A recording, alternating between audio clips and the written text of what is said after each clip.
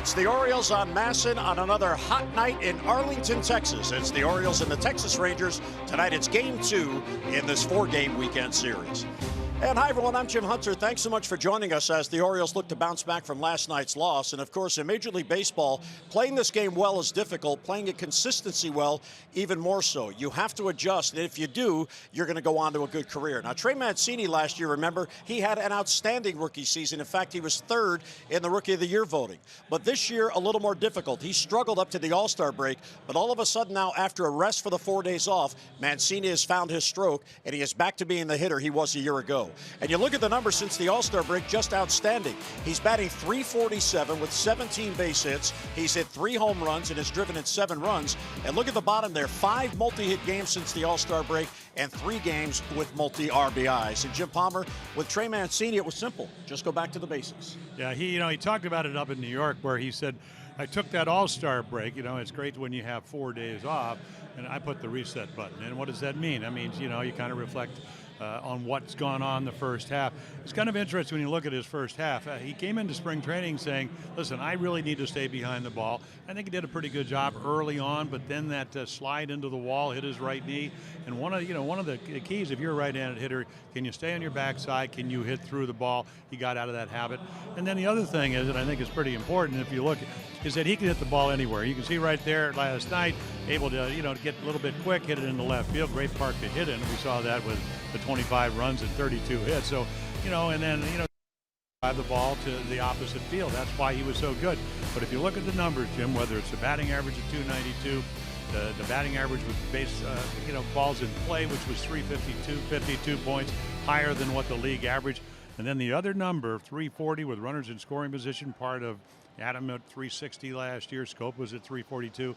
He started out slowly, and then it let him get to it. And I think that's part of the learning experience. He's adjusted, and hopefully he'll have a second great, really the last 2 months of the season. Trey Mancini and Adam Jones are probably the 2 hitters that most consistently go foul line to foul line. And when you see the success that you can have with that approach, the question is, why don't more hitters do that? Well, because not all hitters are like Adam Jones or even Trey Mancini. And I was talking to Charlie Manuel, who, Jim Thome gave a lot of credit because he was his hitting instructor on the way to the Hall of Fame. And Charlie said it just didn't look like he was through the ball. And I think that injury, sliding off the wall, hitting his kneecap underneath the padding at Camden Yards, probably maybe did it. He's not one of these young guys, Jim, that came to spring training going, wow, this is easy, man. I hit 292. Hey, I'll just dial a hit with a runner in scoring position anytime I want to. That's not the way this game works. And I'll tell you what, most guys get better when they have adversity. He had enough adversity, and he's turned it around, and let's hope it stays that way. Yeah, and I think the other part of this is how do you adjust, because now there's a book out on him. Last year when he began to play every day, they really didn't have a reference point. Now they do, and now it's up to him to adjust, and the numbers we've seen since the All-Star break, he's doing that. Well, he is, and the ability to hit the ball over the ballpark makes him a tougher out. You can't really put the shift on as much. But I think also the tension when you're not getting hits that were really easy with runners in scoring position, and you know how important when you get a guy second and third, chance to drive him in. Last year it was automatic. It was like 4-wheel drive. We got a little bit of snow. I'll just push the button. That's not the way it works. So you could see him grinding his teeth, grinding the bat. That's changed. Let's see how long it lasts. So tonight, Game 2 of this 4-game series. Birds looking to bounce back. It's the Orioles and Rangers in Arlington. Lineups and first pitch are next.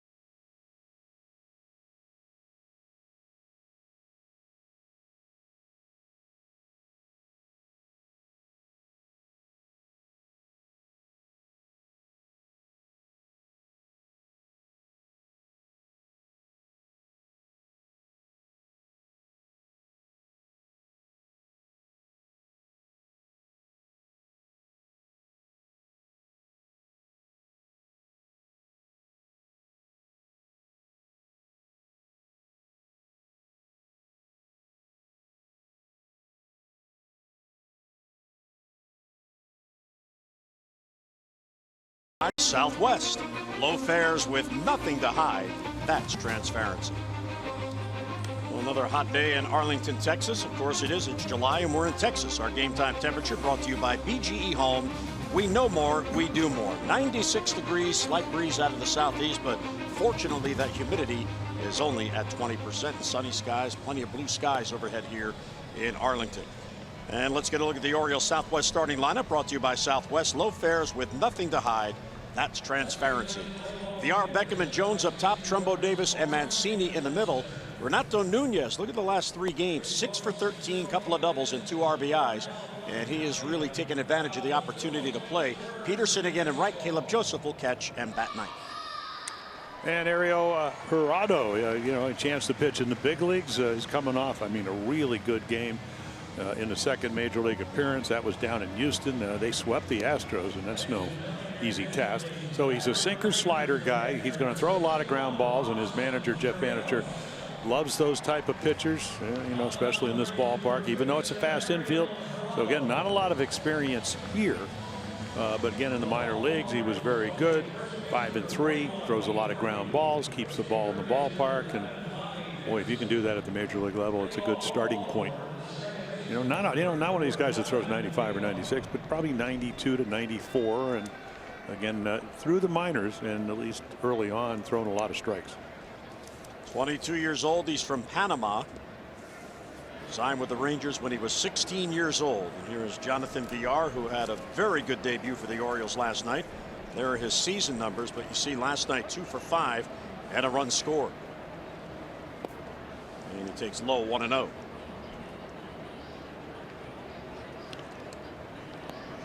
Pretty nice to break in with your new team and put together a multi-hit game. Well, he's capable when healthy to be a plus player. And we saw that, what, 2 years ago. Home runs, 62 stolen bases, led the National League in that category. Switch hitter. Looks like he's a pretty good defensive player. We'll see what kind of range he has. Nobody, when you trade Jonathan Scope, can compare with that arm. Right. But then again, you're talking about arguably one of the best throwing arms in baseball from the middle infield. 2-1 is foul back. 2-2 on the 27-year-old Jonathan VR. And he's young. You know, you named it right there. So again, sometimes you fall out of favor. You have a great year. Last year wasn't as good as 2016. We're discussing pitching strategy right there. Valencia on the right. Yeah. Well, he said what? You know, I threw what, 91 pitch at 92. I was only 80%. So next time he pitches, he'll probably be in the hundreds. And a little bit low. Well, Jonathan VR, he has had a lot of success this year in interleague games against the AL, and he kept it going last night. Well, the Orioles actually, I mean, they end up losing 17-8, but they had the lead. I mean, it was short-lived, you know, with the 3-run home run that Profar hit off of Andrew Cashner, who gave up 10 runs and got 5 out. So this is certainly his worst outing in eons. There's Andrew now thinking about his next start. Well, that's all you can do. Yeah, you know, you got to move on. I mean, it's you hate to move on or have to move on. That one hangs up and left, and there's Willie Calhoun. He's got it for the out. 1 down on a deep at bat by VR. Yeah, take a look at their defense, and if you're going to play good defense and you lead the American League in errors, you got to get a little bit better. So Calhoun, Tochi Gallo made a great play. Beltrig, Gold Glove winner. Andrus can pick it. Odor, 5 walks and a home run. Guzman gets the play, and Chirinos behind the plate. Home run guy, good power. Yeah, I bet the only field that the sun affects is right where that ball was hit. You got a little bit of splashes of sunlight. You know, if you go deep or right, you can see that band of sun coming across. And it is always windy here. Doesn't matter what time of year you play. Well, it's probably good when it's about 97, you know, or a couple last week was about a 112. And the interesting thing is, you know, you come into this ballpark, it's immense. And then, of course, when you see the game, you see how fast the infield is, the ball carries. And the wind usually doesn't affect the ball here. And that's because of the configuration of. Boy, that is not a good idea by Tom Woodring, the home plate umpire. Beckham requested time late, and he granted it to him as Jurado was already in his motion. And there's a base hit for Beckham, so he stays hot. Yeah, pretty much any ball hit on the ground that's not an infielder. I mean, it has to be within maybe a step, or otherwise you're not going to catch it. That's how firm this field is. So Beckham is now hitting 3 straight, and he is 16 for his last 49. And here is Adam Jones, who now will look to start a new hitting streak. He went 0 for 3 last night, so his hitting streak ended at 11 consecutive games. Well, everybody scored a run, and he scored a run by walking, which is something he doesn't do very often.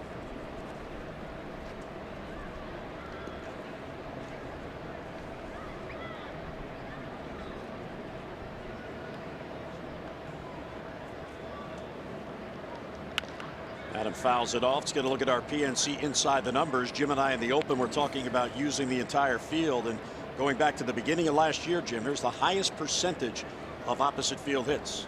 Yeah, and it plays, you know, maybe not in some of the bigger parks you go to, but if your home field is Camden Yards, I'll tell you what, you don't have to pull the ball to hit a lot of home runs or hit doubles up the gap. Adam goes to right field, but it hangs up there for Gallo. He's got it 2 down, and Beckham back to first. So I don't know if we've seen anything other than the fastball. You know, everybody in the analytics now, boy, you got to mix them up. You got to have his stuff. But if you're a young pitcher and you have a good sinker, or you control a lot of strikes with good movement, you know, you come up here, you get the opportunity, and you see if it works or not. If it doesn't, well, you probably go back to the minor leagues. If it doesn't, you make some adjustment. And really, the more, I guess, inept you are, that you go back a little bit quicker. You know, if you can maybe see what Doug Brocail, your pitching coach, is here in Texas, wants you to do. But Jeff Bannister, who manages teams, that we want to get back to where we were when we won divisions in 15 and 16, throwing ground balls. And this kid usually can do that. It's a good idea in this ballpark. There's a swing and a miss, look like a slider. Well, he's got a slider and he's got a changeup, and you know, he's one of these guys. Fastball's best pitch, working on the sliders. That's why you go through the minor league season, and then, you know, they traded Hamill, so they need somebody to come up and pitch, and he gets an opportunity and trying to make the most of it. Yeah, they called him up from Double-A Frisco. There's a Tampa foul as Trumbo stays alive. It's not too far from Arlington, Texas, so just a car drive away. So you could see right there, what's the book on Mark Trumbo? You know, last night he got 3 RBIs. You know, he should have had 5. Gallo made a great play, but he had a home run on a high pitch. You know, you want to stay down in the strike zone, and you want to throw him breaking balls and changeups, and that's what he's done to get the 2 strikes. And he got him down and away. Trumbo down on strikes, and that'll end the inning. Base hit, a man left. We head to the bottom of the first. David Hess goes to work.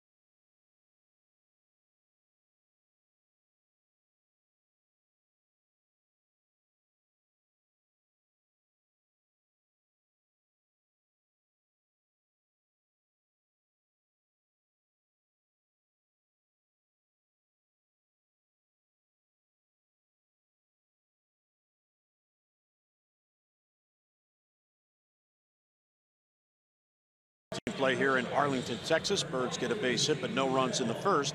And here's the Texas lineup with Chu up top, Rougned Odor, Last 10 games, 378 with 5 home runs and 10 RBIs. He had a memorable game last night. Andrews, Beltran, Gallo, Chirinos, Guzman, and Calhoun. Carlos Tocci, late addition to the lineup, will bat 9th. So again, David Hess, well, you can see the slider because that's his biggest swing and a miss. Now the 4-seam comes into play because that'll get you to where you can use your slider. He can throw some good changeups. He's been struggling. You know, he pitched well early on, and then the league kind of caught up with him. And right there, I mean, just a shade low. So again, you have to love to be able to throw strike. And you can see the 11 home runs. That's where he's really gotten himself in trouble. Fly ball pitcher. See how that plays in this part. And a fly ball to left. Mancini's there battling that sun Jim talked about. And one away. Well, the home run problems, it's been a staff problem. Of course, Dylan Bundy, 43 runs via the home run, most in the major leagues. Also the highest percentage of runs off home runs. But there's David Hess, Jim, second most, 51.5% of the runs he has allowed have come in on those 11 home runs. Yeah, and then the fact that they don't get him a lot of runs. Of course, the Orioles collectively over the year have not scored. They only get him 3.6. So, but the home run ball, and then part of that is Camden yards. And then the other is, okay, what kind of pitcher you are. He's a fly ball pitcher. That doesn't play well here, and it doesn't play well in Camden yards. Ball 1 to Rougned Odor, who all of a sudden has the best batting eye in baseball. Well, he got 32 walks last year and 607 at bats. He's got 27 after 5 last night. In our Maryland Live Casino inside the numbers, how about this company? 5 walks and a home run in the same game all the way back to 1913. But the thing with him is there were intentional walks in the other 3 guys. And they, you could almost, if you're a baseball fan, you'd go, hey, Edgar, Mark, Hank, you know who you're talking about. Hard hit ball. Beckham has to go past him, and there's that fast infield Jim talked about. Odor is onto the single. Yeah, again, if it's not within 1 or 2 steps. And then the other thing we talked about last night, and again, 25 runs and 32 hits. What's the exit velocity? This ball's hit real hard. So again, if you get in on the fist or maybe on the end of the bat, but the ones that are centered and hit hard, unless they're right at you, they're going into the outfield. So Odor with a base hit. And here is Elvis Andrus, who owns the longest active hitting streak in the major leagues, 13 consecutive games. And how does he do that? All parts of the ballpark. You can pull it. We saw that last night. Dump one into right field. The broken bone early, missed almost 2 months, so that set him back. But coming off at age 29, his best year ever last year as far as RBIs and home runs with 20.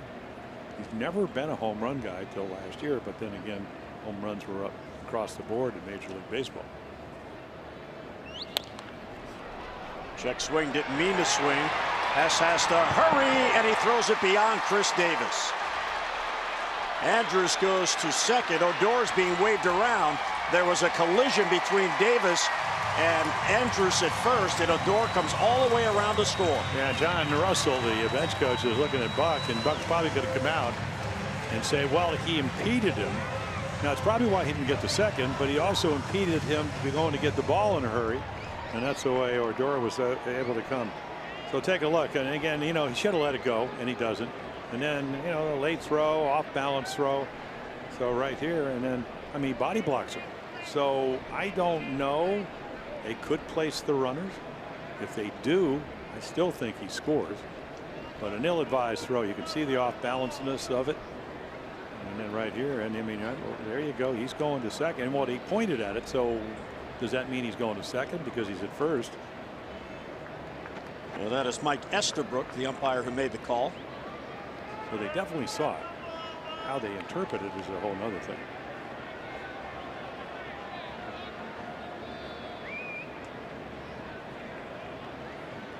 So Buck gets the explanation. Well, the good news is that Andrus is not at second. And I don't mean because of the collision, just because he doesn't get there. He's running hard. So how about David Hess? Just a routine single and then an infield chopper makes a bad decision.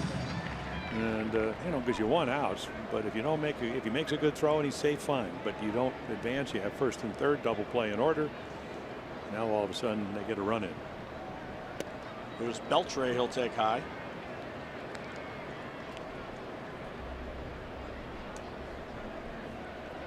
Beltre's been hot over the past week, batting .375 in his last 7 games.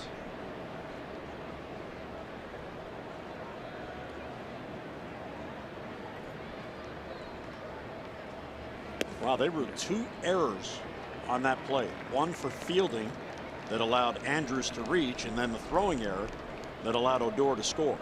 So not an infield hit for Andrews. Well, I disagree with that score. I think it should have been a base hit and then an error. He didn't field the ball cleanly because it was a difficult play. He should have let it go. You can't give a guy an error on a ball that he shouldn't have gone for. There's no way that that's a routine play. Either way, nothing changes because he made a bad throw. If he lets it go, you got a chance for Nunez to maybe come in, make the play. But to make those decisions, and you don't get to see it on replay. I mean, those are split-second decisions you have to make, and only experience allows you to make the right ones. Beltre fouls it back. Well, he's going to have to get the ball down in the strike zone, and that's what the first inning is about. You hope that if you give him a run, that's it. Again, he had been hit hard, but again, he's got to be down, and then when you get the ball down, that's when you can throw your breaking balls off that windup. But if you're going to be belt high and then your breaking balls end up there, it's going to be a very short night. And he pops it foul. That'll be back out of play. Now his curveballs usually, can go anywhere from 71 to 80. But the big swing and a miss pitch is the slider.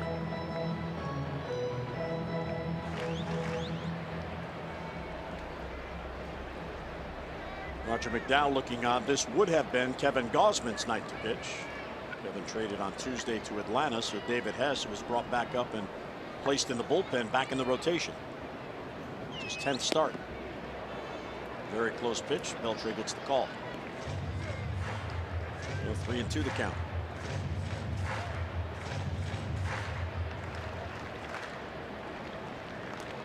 Beltre about to see his 7th pitch.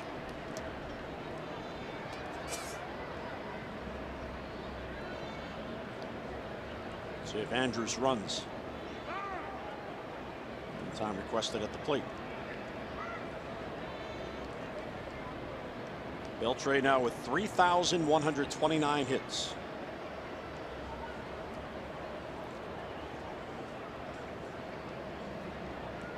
Andrews does run, and the pitch is swung on and lifted to right field pretty deep. Back on to Jace Peterson, and he has it for the out. Andrews all the way down to second, gets back to first. So Peterson, a nice play on that ball that was hit well, 2 down. Yeah, take a look at the Oriole defense. Mancini and Jones. When we see that, Peterson's been everywhere. Second base in New York, right field, now in right field here in Texas. Nunez up from the minor leagues. Beckham, the largest, got traded from the Brewers. And then the stalwarts, Chris Davis, and the hitting stalwart behind the plate today, Caleb Joseph. He's on a roll. Yep. A busy night last night. All those balls in the dirt. Here's Joey Gallo, who has found a home in right field, at least with Mazzara on the DL.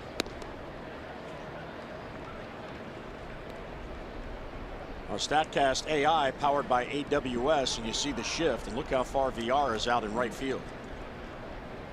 Towards the line as well. Yeah, and they play him, of course, not only in that, but it's really a pull shift. Chris Davis, they'd probably be over about 15 feet more to center field. So everything up doesn't bode well over the course of 4, 5, 6 innings. And, a lot of times that's just adrenaline. Maybe the fact that I'm just looking at his head. His head's going left, so the ball has to go up. Center field. Adam Jones is there. And he's got it, so Hess gets out of it rather inexpensively. Texas settles for a run.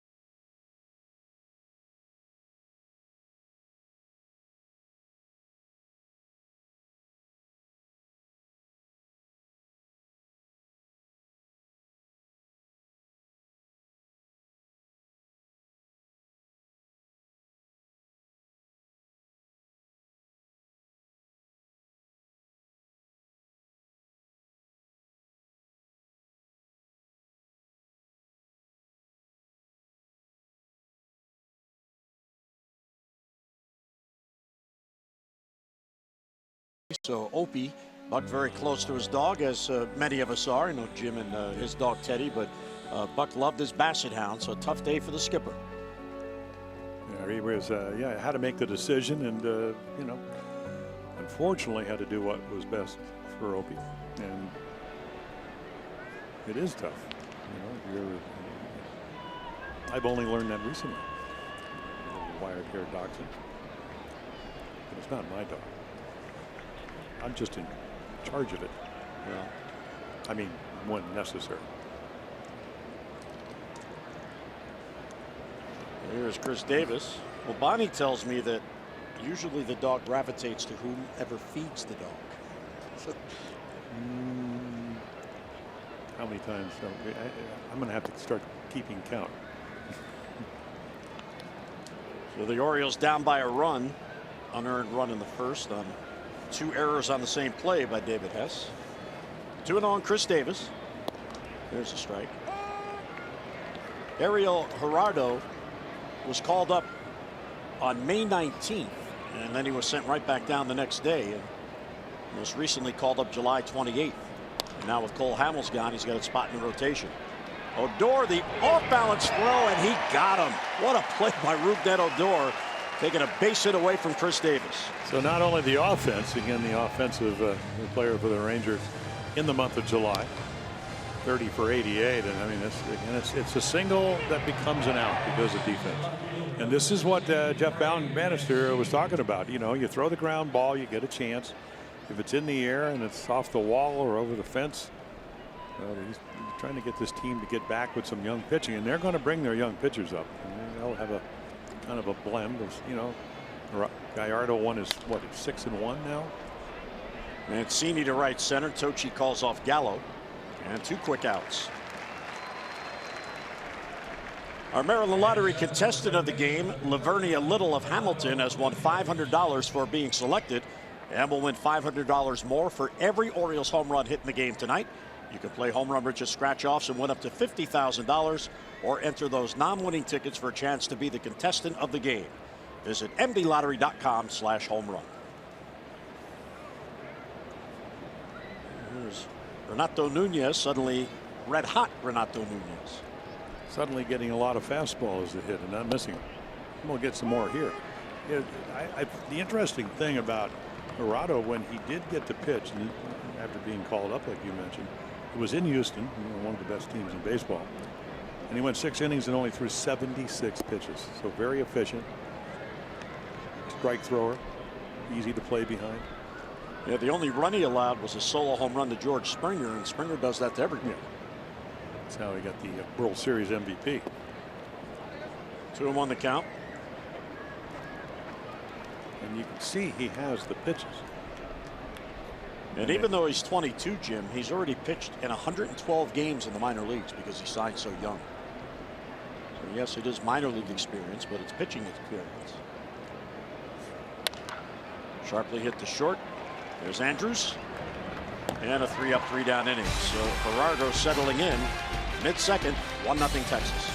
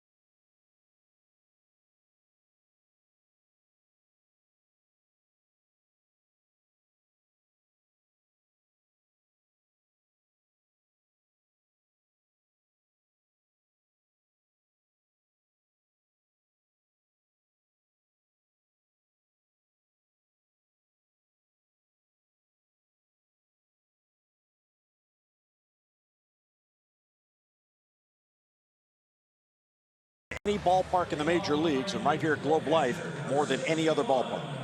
Yeah, and then you look at the pitching staff. So it's a combination sometimes of what kind of pitchers you have. Are they fly ball pitchers or are they ground ball pitchers? You know, what the team ERA is. I mean, you know, if you look at Texas, they're at 487. The Orioles at 494. And then you look at the ballpark. Now that's down the line. You go out in Camden Yards 10 feet. You got a 7-foot fence and it's 364.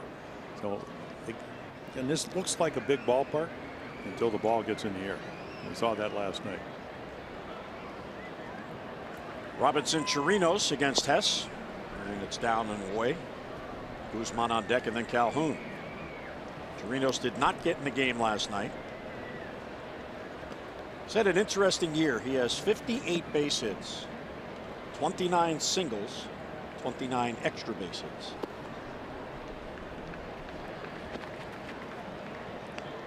And David Hess, his 12th game with the O's, his 10th start. His last AAA start was July 21st, and he was outstanding at Rochester. 7 shutout innings on just 2 hits. Then was called up for a fresh arm of the bullpen, and with the Kevin Gausman trade, he's back in the rotation. Yeah, and trying to stay in that rotation.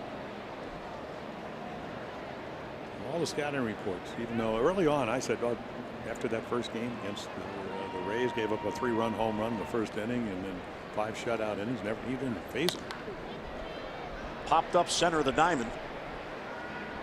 At twilight, so it's not an easy play, and Beckham corrals it. Okay, Orioles fan, it's game time. Time to get up and start your day. So get up, get going, and put today in the win column. Well, the Orioles are hosting the Red Sox at Oriole Park August 10th through Sunday, August 12th. And on that day, Sunday, August 12th, all fans 14 and under receive an Orioles retro talking alarm clock presented by United Concordia Dental, featuring, as you just heard, a Joe Angel wake-up call. You're going to want that. For tickets, Orioles.com.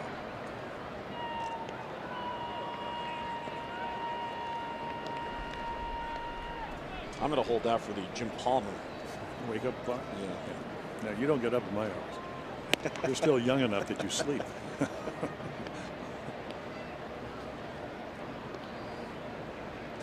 David Hess, 11 balls, 12 strikes.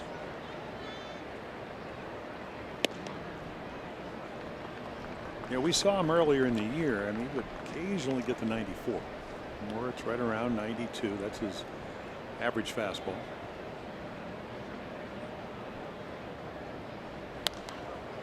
Gets away with a hanging changeup and going to speed up a bat, throw one down the middle at 86. Guzman's guys. Boy, I just missed my pitch. Well, for David, this is the 4th different time that he has been called up to the majors. The first time in Boston, he was called up for a just in case, and then the Patriots Day game got rained out. And he's also not getting very many close calls here from Tom Woodring.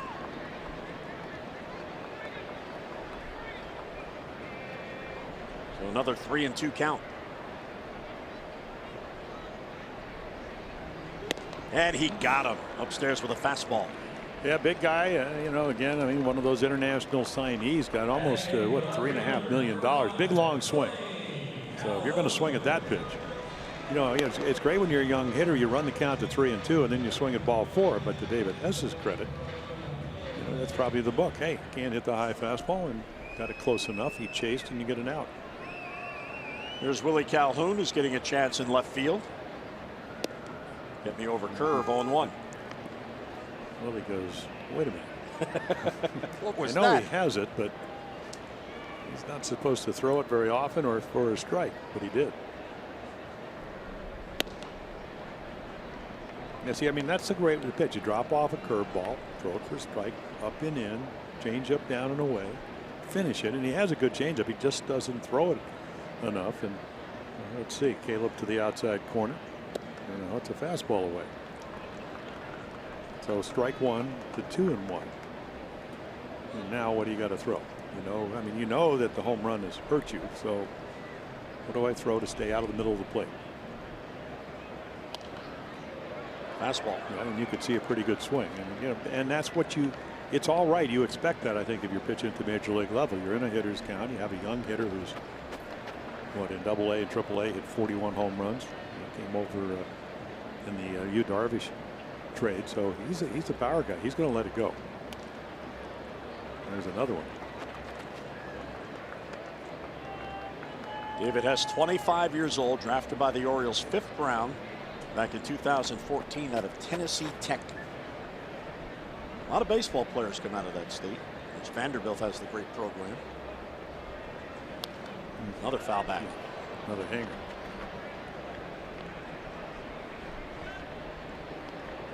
Looking for his first 3-up, 3-down inning, about to throw a 7th pitch here. Yeah, if it was about aptitude, David Hess is going to win 15 games every year. Because he's smart and he knows what he has to do. Still trying to be able to execute those pitches he knows he needs to make. And he got him. Outstanding off-speed pitch. So down on strikes goes Calhoun. Back-to-back Ks ends the second. 1-0 Rangers as we head to the third.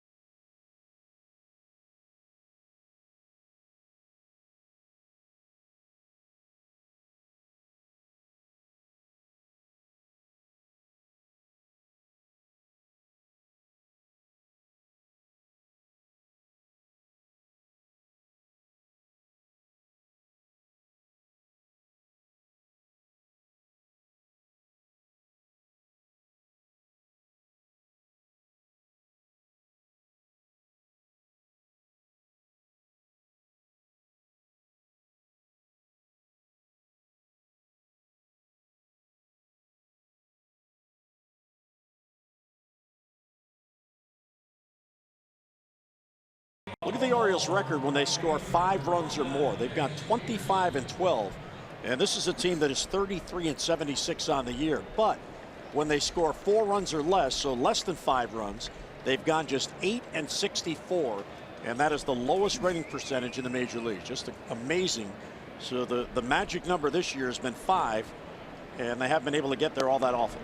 Yeah, that's a combination of your starting pitching, your defense. I mean, all those things come in. So what, 109 games, 110th game tonight. So we're just past the 2/3 mark. And you've only scored 5 runs or more 37 of those games, which explains the record. Yeah, in fact, Chase Peterson battles here, 2-1 the count.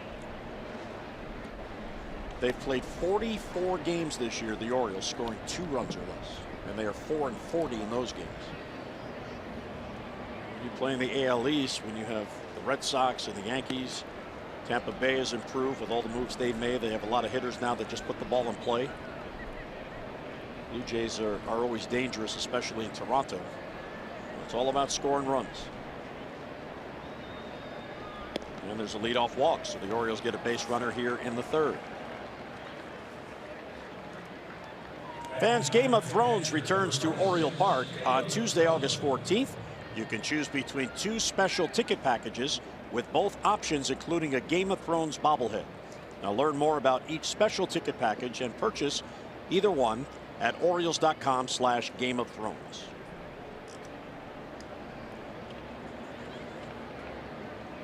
Here's Caleb Joseph, who has been on a tear. With a little bit of speed on first.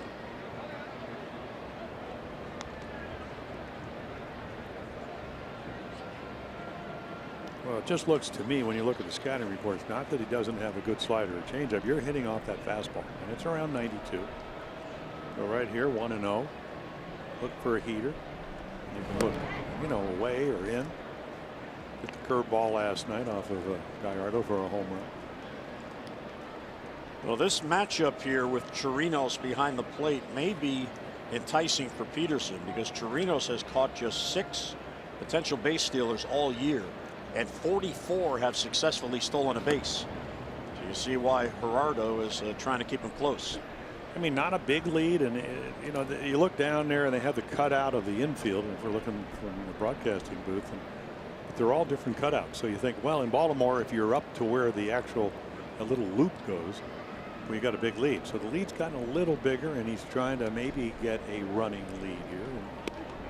Doesn't go, and it's inside. Well, Caleb Joseph, his bat has certainly come on. He's got a 3-game hitting streak, and last night he got into one, Jim, and it left the ballpark. Well, the big curveball, and again, I mean, he hits it out of there. There are the numbers, 17 games, and you know, they sent him down. It's when everybody was struggling. He wasn't hitting on the road, but then again, nobody was hitting at Camden Yards. Cold games, didn't catch well, didn't pout, went down there, played well, got an opportunity, and here he is. And as you mentioned last night, a veteran presence on this ball club. Yeah, when he was in the minor leagues, the Tides Club was about to embark on a 10-hour bus trip, and he was asked about it, and he said, well, I'm not going to feel sorry about myself. Yeah, the travel's easier in the major leagues, so how do I get back to that? Play better. And he did. Borderline pitch. He doesn't like the call. 2-2. I think he wanted it inside a little bit more. And as you mentioned, maybe David S. not getting those balls on the corner as of yet. 2 rookies facing off tonight.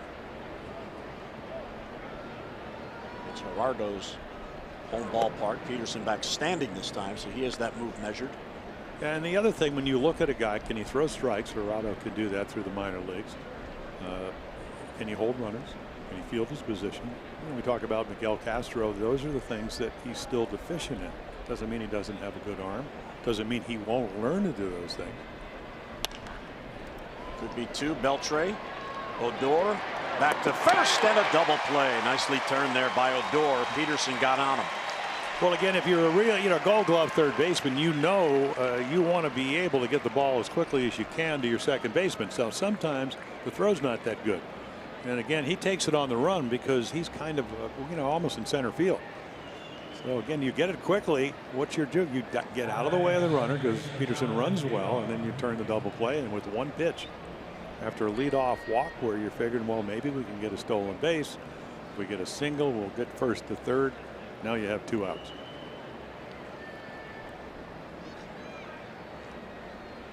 Jonathan Villar for his second at bat. He lined out to left field, leading off in the top of the first. Throws bunt, pulls the bat back, and takes a strike anyway. Yeah, a little Robbie Alomar. That's what he used to do every day at home. He'd come out, work on his bunting, looking around, and you think he's maybe he's looking fastball, and he throws him a changeup. Didn't time that bunting mechanism. Almost hit his knee. It looks like, yeah, he's going to just kind of drop it down the third baseline. And of course, we saw Peterson try to do that with Beltre last night, and he made one of the great plays. In fact, he made 2 outstanding plays last night. Chopped foul. So a series of changeups. I'm sure that Jeff Bannister, who, even though he's been here, this is his 4th year, a lot of ties still with Pittsburgh, where he came from as a coach. He makes a couple of calls. How do you get Villar out? Throw him off speed stuff. Stay up and in with the fastball right there. And then you hope that your young pitcher can do it. There are fewer and fewer secrets in baseball today with all the technology and all the personal relationships. That was a real good job fighting off that pitch. Well, and you can almost always get video on people and whatever, and part of the networking. I mean, a lot of teams have pro scouts because you learn a lot, not only with film and what you see with your eyes when you're at the ball game, but in the press room. I mean, it's all. What kind of character does the player have? He's a good clubhouse guy. And Villar with a base hit to center field, so he has hits in his first 2 Orioles games. Tell you what, Jim, he seems to have the ability to prolong at bats, and that's a good skill leading off. Well, check out the swing. I mean, it's inside out. You know, he's not trying to hit any home runs. We told you 2 years ago, hit 19. But there's a time and a place sometimes for certain hitters to try to hit home runs. And that's when you get the count 2-0, 3-1. Know you're going to get a fastball right there. Put the ball in play with speed. Might end up at first.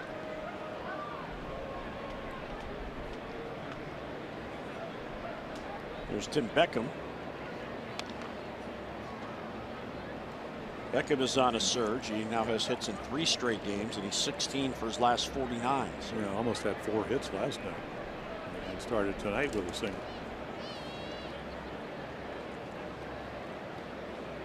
Orioles are 1-2 on this trip, and they've got 5-3 in their last 8 games. They have just 13 wins on the road all year.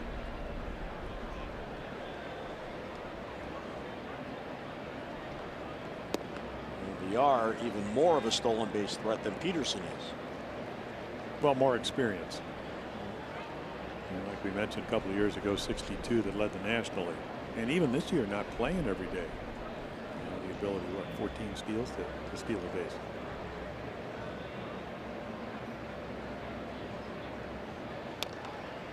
Chop foul. They're having trouble squaring that pitch up.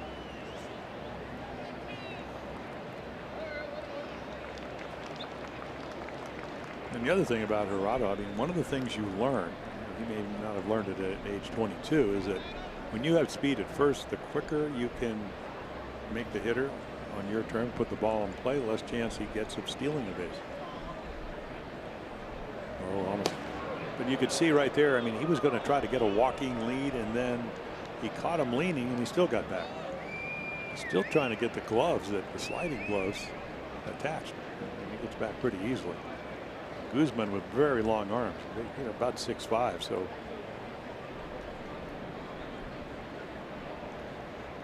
Ball and 2 strikes.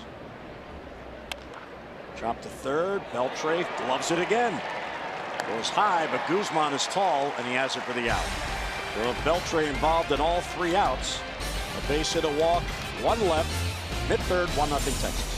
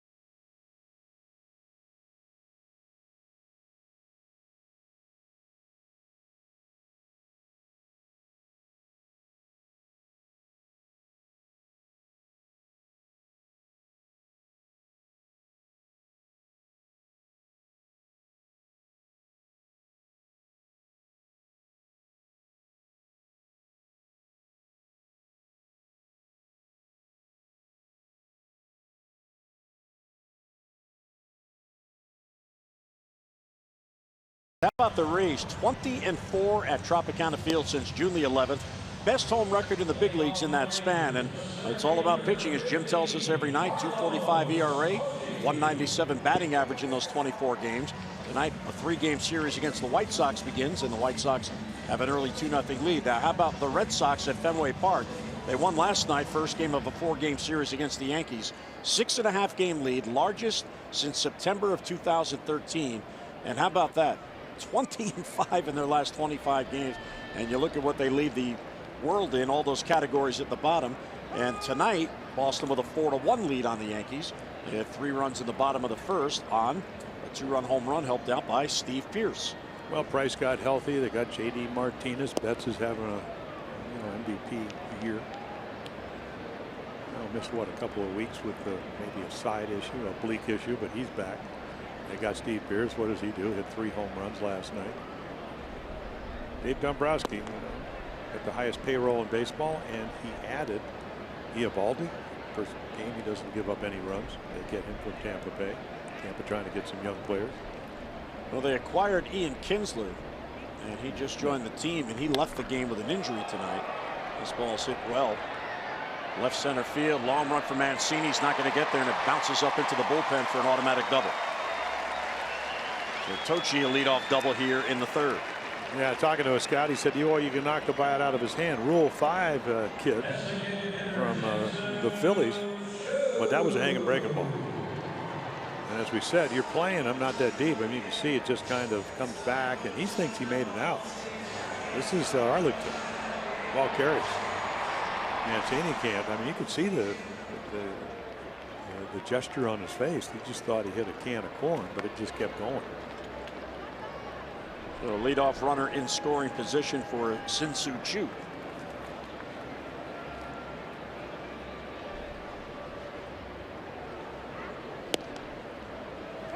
Called strike.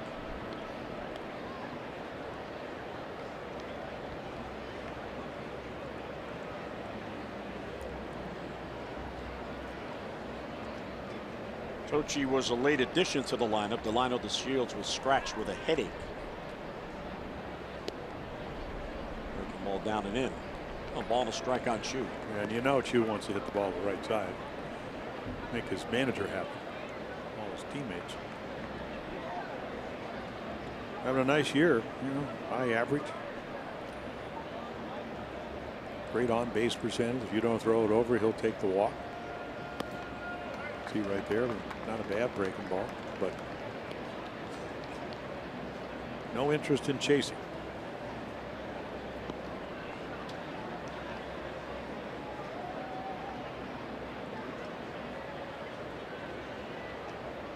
A 2-1 on Choo. There's ball 3. See, and that's the right pitch, but what we saw, it was kind of interesting. You watched Alex Cobb pitch in New York. I said to Caleb, isn't it nice to put the glove and have the ball go right there? Because he had one of those games. David Hess, 2-1, trying to make the perfect pitch. It's a tough pitch to make for a young pitcher.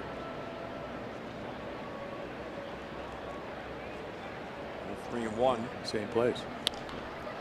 Sky to the left. Mancini's there. And he's got it. And 1 down. Let's get a look at our LifeBridge Health upcoming schedule. The LifeBridge Health Sports Medicine Institute turned to Cal's team for concussion and orthopedic care together. To schedule an appointment, call 410-601-PLAY. Night game tomorrow, day game on Sunday, and then it's off to Tropicana Field. 3-game series with the Rays, day off on Monday. And then night games on Tuesday, Wednesday, and Thursday against the Rays. This is a 9-game, 11-day road trip for the O's. Yeah, off day on Monday. Maybe we should go pole boarding. What? Pole boarding. Pole boarding, you know, on a surfboard with a pole. Oh. Good exercise, get a little sun. All right, I'm in. I have a bathing suit on the trip. I packed it just in case you wanted to go pole boarding. I'm glad of that. I'm glad that you didn't put the suit on. Yeah. Stand up paddle boarding.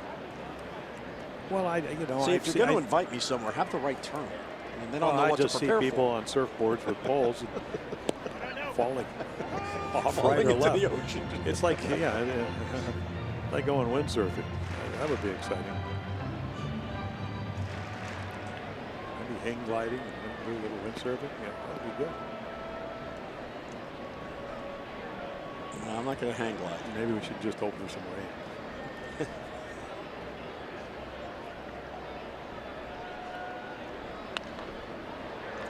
Or fouls it back.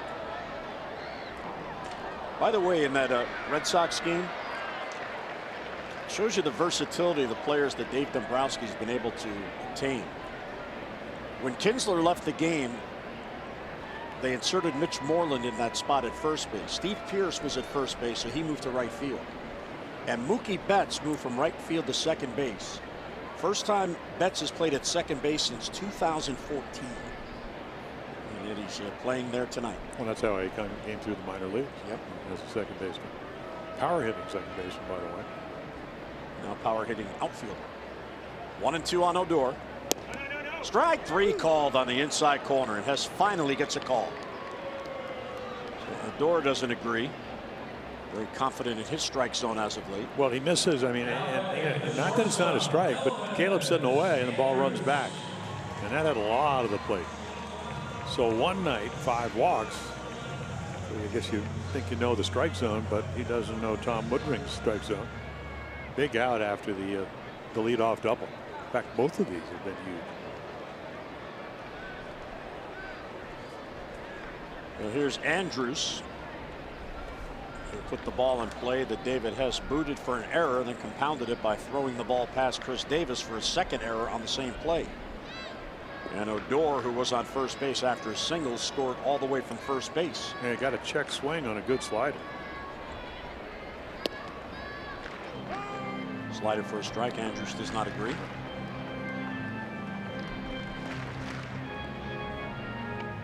The game within the game. What calls is the umpire going to give the pitcher, and the hitter's upset when they do.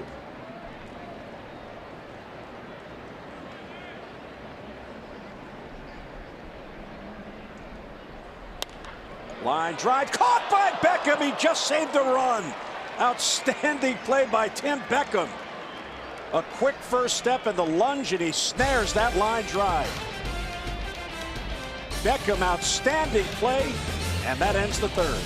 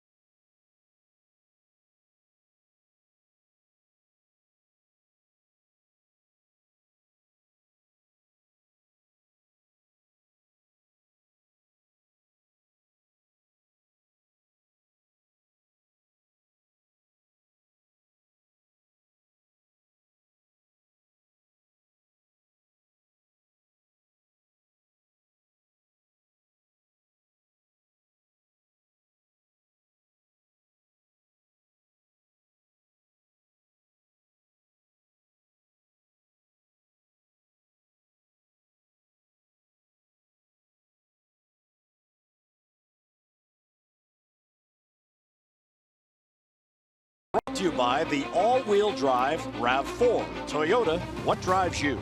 Visit buyatoyota.com for great deals. Globe Life Park in Arlington. And Tim Beckham, who's had a tough post-All-Star break in the field. 7 errors since the All-Star break, but he just made an outstanding play to end the inning and save a run. Yeah, that was a line drive. And I mean, again, great jump to even catch it. Ground balls have been giving him problems. And what it does, it puts a little bit of pressure on Gerardo. And if you're a veteran pitcher and you have a 1-run lead, you go, well, hey, I give up a run, still be tied. To give up 2, so it makes a difference. Adam flied out to right field, his first at bat. He'll take low. Now Ariel Gerardo from Panama. He is the 28th native of Panama to pitch in the major leagues. That's a good take ball too. Well, we know who the best pitcher out of Panama is, wherever it was. Mariano Rivera, yeah, all-time save leader. And Adam Jones has a base hit and then a leadoff single. Second straight inning, O's have the leadoff man on. Yeah, again, his stuff is not good enough to be in the middle of the plate. Fastball counts, and so Adam all over that 2-1 fastball. Bruce Chen, a one-time Oriole, had a 17-year career, and Mariano Rivera, they each won 82 major league games. That is tied for the most of any pitcher from Panama. But of course, Mariano, 652 saves, no one even close to him. Manny Corpus in 7 seasons saved 34, and he's second.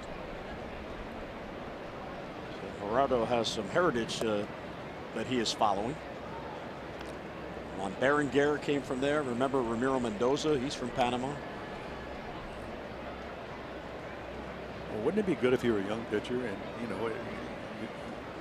you meet a fellow Panamanian and you shake hands with Mariano and you come out and your next pitch is a cutter? Just by shaking hands. If that's all it takes, I'm in. Well, it's funny. I remember when Mel Stottlemyre was a pitching coach with the Yankees. And he goes, I had no idea. I didn't teach it to him. He said, I have no idea how he throws it. But they were talking about the Hall of Fame. Not only did he have a cutter that went into lefties away from righties, but then he learned to turn the ball over a little bit. Trumbo fights it off. One ball and 2 strikes on Mark. Struck out his first at bat. Gerardo in the minor leagues averaged about 7 Ks per 9 innings, but very few walks, 1.8 per 9. And those are his career minor league numbers. He was 5-3 at AA Frisco this year. Well, you look last year, and 157 innings, gave up 180. He pitches the contact. Probably the defense not as good as they hope to have here in Texas. He gets away with that. 90-mile-per-hour fastball that was up. That's a danger zone for Mark Trumbo.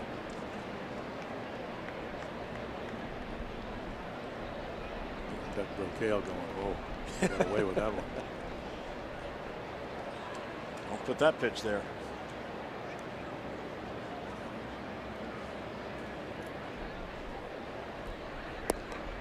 Well, the Orioles last night lost a game in which they scored 8 runs on 14 hits. And their bats have certainly come on. They've picked up 10 or more hits in 5 of the last 6 games. And they have 10 or more hits in 8 of the 12 games since the All-Star break.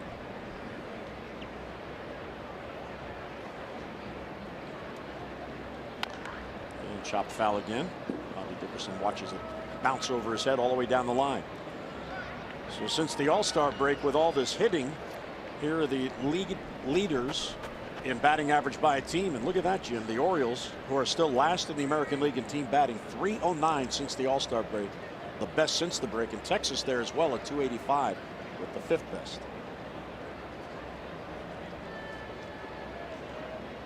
2-2. Double play ball. There's Andrews to Odor to Guzman. 6-4, 3, and 2 men are down. Well, second time you get a guy on. Caleb Joseph, of course, bounced into one last inning. I think maybe you're going to get a rally.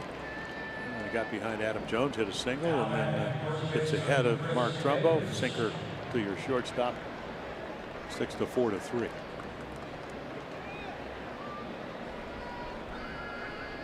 Andrews looking up at the big video board to see how that feed went to Odor to make sure he was happy with it. There's Chris Davis, who bounced out. He was robbed actually by Odor. Ground ball in the shift at Odor, shallow right field over towards right center, able to glove it and got him at first.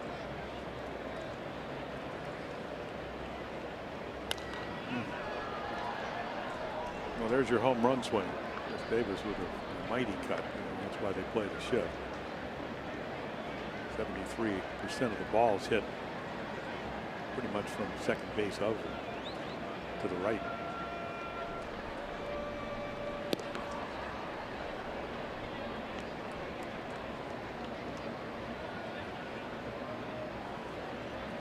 Gerardo is 6'1", goes 180, 42 wins in the minor leagues. A lot bigger than that, or at least stouter. He's enjoying the big league cuisine. No doubt. Well, I'm told the kitchens now in major league clubhouses are like restaurants.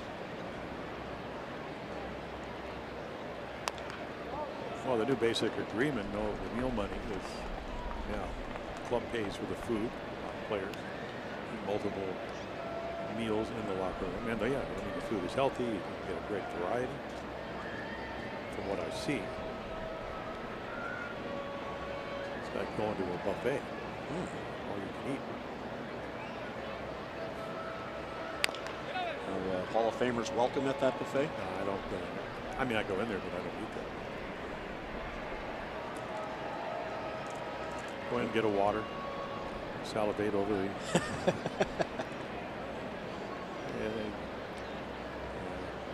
See, we used to go to Seattle, and they'd have 25 different kind of candy bars, and the clubhouse guy would, I just want them to have their choice.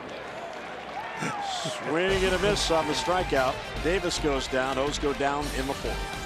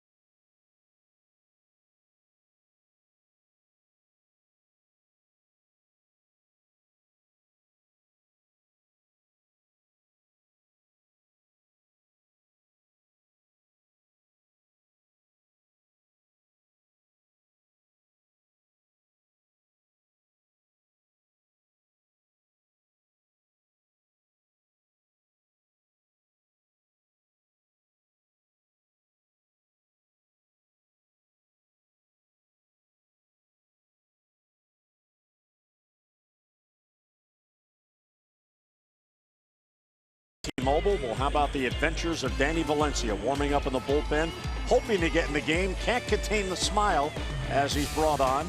Adam reminding him, you have to come to a set. There are men on base. And here's Joey Gallo, Jim, and he painted the outside corner. Or somewhere in that area code or zip code. Points to the bullpen. I had your back, guys. I got that last out. Well, it was a major league strut. Yep. And, he goes, and I was only pitching at 80% of my capabilities. I mean, not the result, but capabilities. See, now he's giving Cashner tips.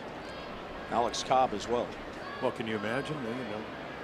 Cashner having his worst outing, Cobb having his best. So you hope that he helps Cashner and doesn't affect the Cobb. Yeah, stay away from Alex. Yeah, been pitching well, as was Andrew till last night. Well, Valencia has the best ERA on the team. 0. 0-2 on Beltre, who flied out to right field his first at bat. This ball's trouble down the line. Slicing and foul. Fortunately for the O's, it is foul. Yeah, you stand on the mound or right in front of it like David has, and you just hope. But you know nobody's playing there that it's going to drift foul. Otherwise, it's going to be 2 bases. Caleb Joseph showing respect. He's going to pick up the bat for the future Hall of Famer, Adrian Beltre. Well, he actually puts it right on home plate. That's what you can do with that hollow end. Maybe Caleb wants to see what quality of wood that the future Hall of Famer does.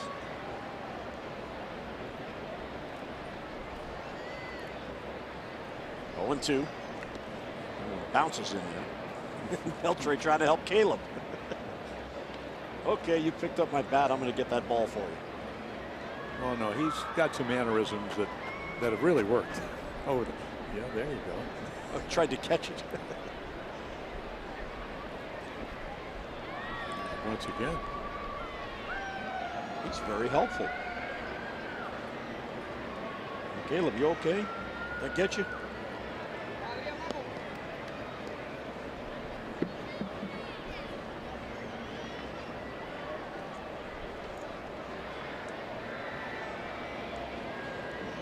Tom Woodring, the home plate umpire, is dusting off the plate to give Caleb a few extra seconds.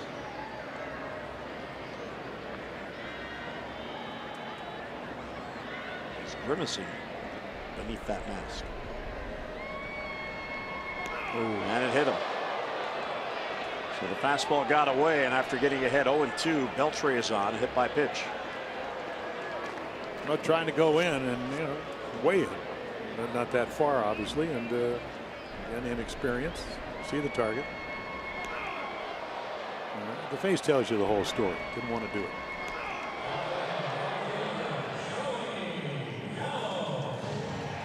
So that's Beltre's version of shaking it off.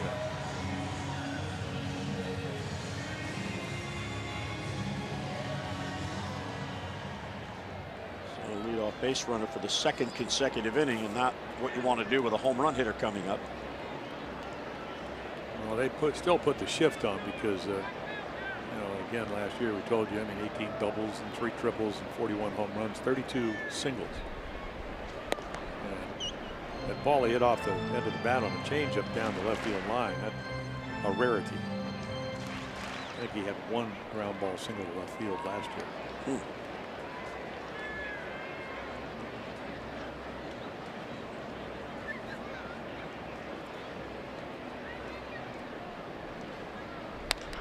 And that ball's hit well to right.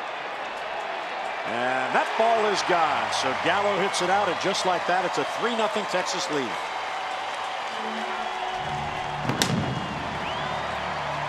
So the hit batsman does come back to hurt David Hess. Number 28 for Joey Gallo.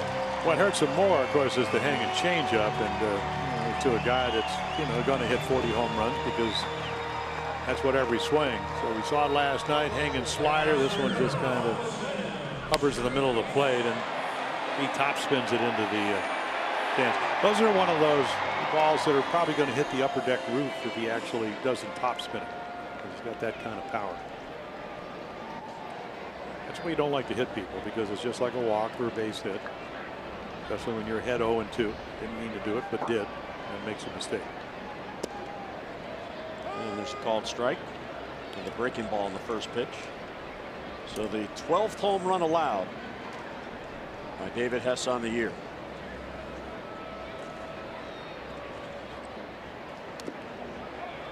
Chases an off-speed pitch.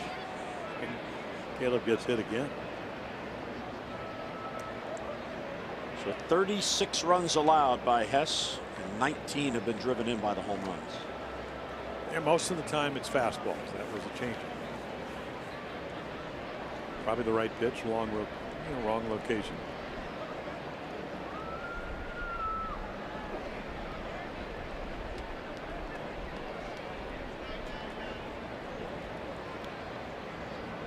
Well, 0-2 on Chirinos. Popped up the shortstop his first at bat. Couldn't get him to chase.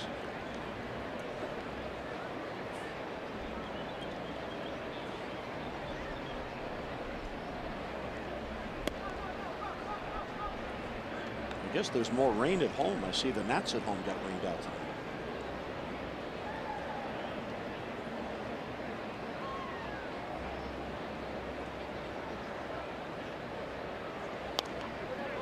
Fights it off to stay alive. So from 0-2 to 2-2. Well, you always talk about the ability of a lot of major league hitters to foul off pitchers' pitches, and that's a perfect example there. So, and then when you get to this level, you have to be able to repeat your windup so you can repeat the same pitch. Because if you hang it, you know, that's the pitch that Andrews hit that Becca made the great play on. That ball is crushed to left field.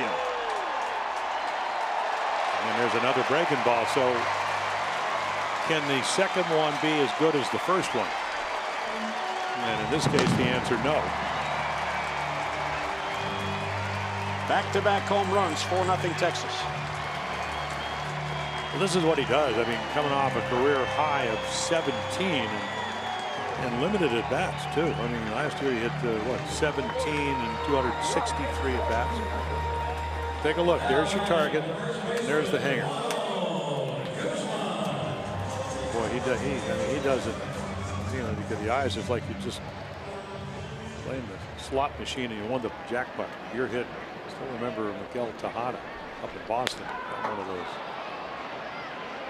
This ball is trouble, and it falls in for a base hit. Big full swing right off the end of the bat. So a bloop base hit for Guzman.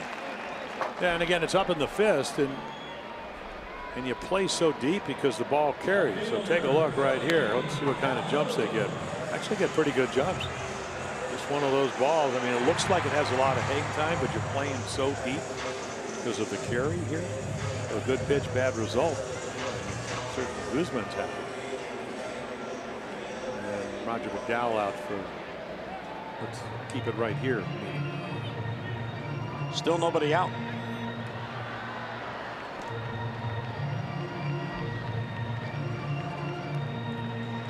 Well, they came in last night at what, a little bit over 5 runs a game here at home. And went up to 5.2 because they were scoring 15 runs. They love to hit in this ballpark. And it's a great hitting park.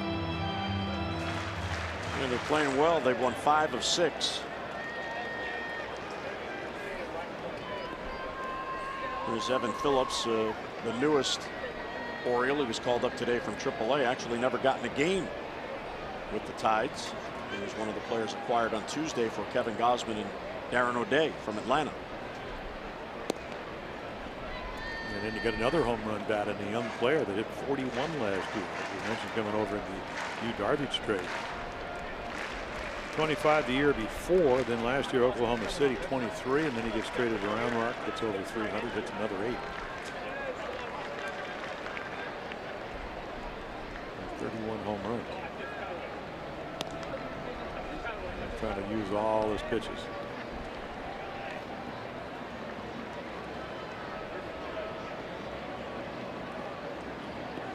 66 pitches.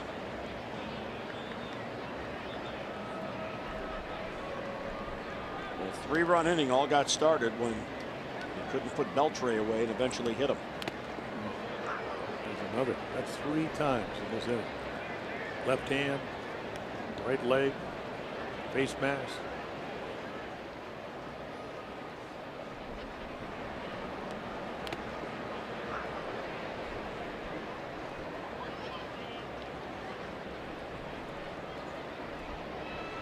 Phillips thinking, what did I do to deserve this? Well, I put on the equipment. There's the first thing.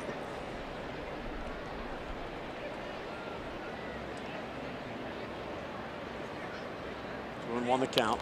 Foul back now. We talked about this earlier. Here's the updated numbers on the runs via home runs, and this has plagued the Orioles the entire season. And David Hess has been there as well.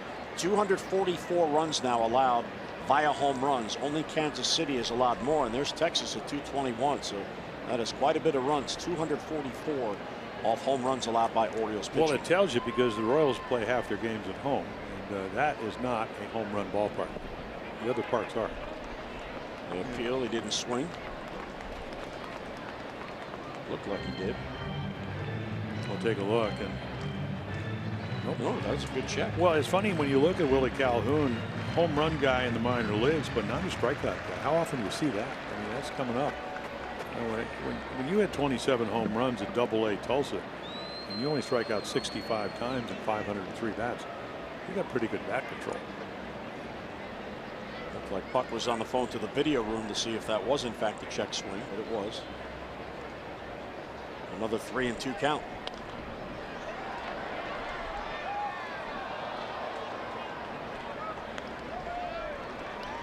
David Hess hasn't pitched prior to tonight since last Saturday when he pitched 1 inning in relief against Tampa Bay. That was at Camden Yards.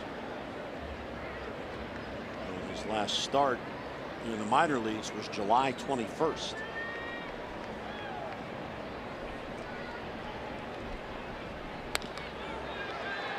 Bouncer. Beckham bobbles and has no play.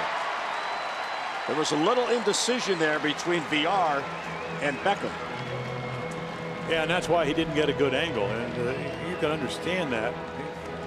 But I mean, of course, it's a play that has to be made right there. And I think he sees Villar, and then by that time he doesn't get a bounce. You know, normally when you play this deep, you can pick your bounces. And he doesn't have great hands. He's not Hardy. He's not Machado. Not Ripken or Bordick. A lot of the great shortstops that, you know, the Belangers and whatever. And then you're right about the indecision. I think he just saw him out of maybe his left eye and said, okay. And by that time, tough play, but certainly an error. So his 15th and his 8th error since the All-Star break.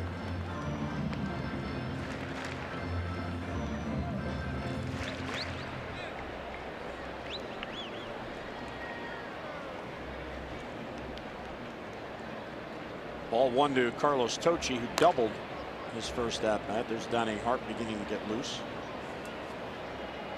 Donnie pitched an inning and a third last night.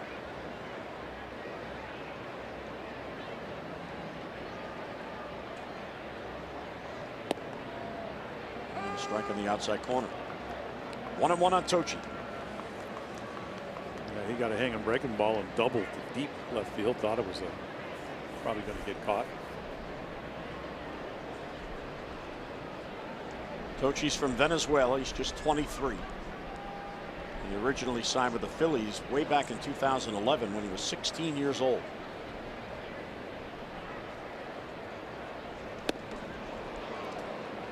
He was taken by the White Sox in the Rule 5 draft at the winter meetings this past December.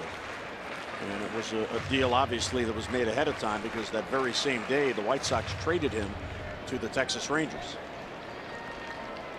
So the Rule 5 player has to stay in the big league club all year. 1-2 on him. And a long inning for David Hess. Still nobody out. And he got him. High fastball. Yeah, a little extra. The fastball has come down to about 90. Occasional 94 early. So this is again, they didn't do it the last time, but the book on him, you can throw the ball by him. It doesn't get to play a lot, and that's, they're looking for an out, and you get it. Nice pitch. So strikeout number 4, 1 down. This would love to get a double play here to end this inning and keep it at a 4-run deficit. There's Sin-Soo Choo. He has twice flied out to Mancini and left.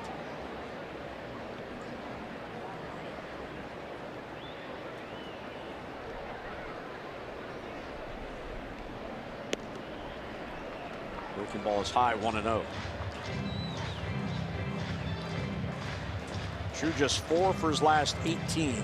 He had a blistering first half, but he has cooled off since representing Texas in the All-Star game. Now 36 years old.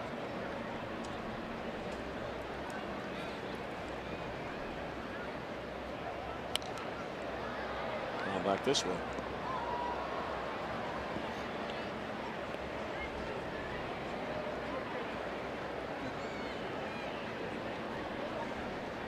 He has been with Seattle, Cleveland, Cincinnati, and Texas.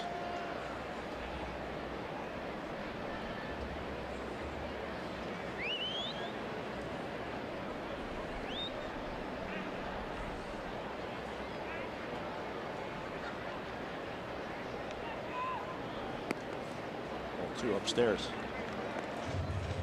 Well, I would imagine if he doesn't get Choo out, it's going to be his last hitter. Donnie Hart throwing in the shadow door. Coming up. Try to keep this game where it is. I saw that last night. Orioles were down at 10-1 at one time,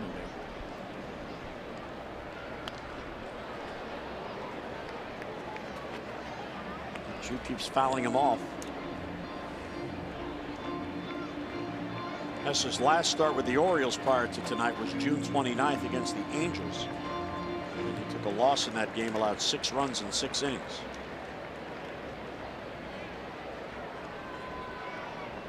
Three runs in, Texas with a 4-0 lead and a 30-pitch inning, and still only 1 out.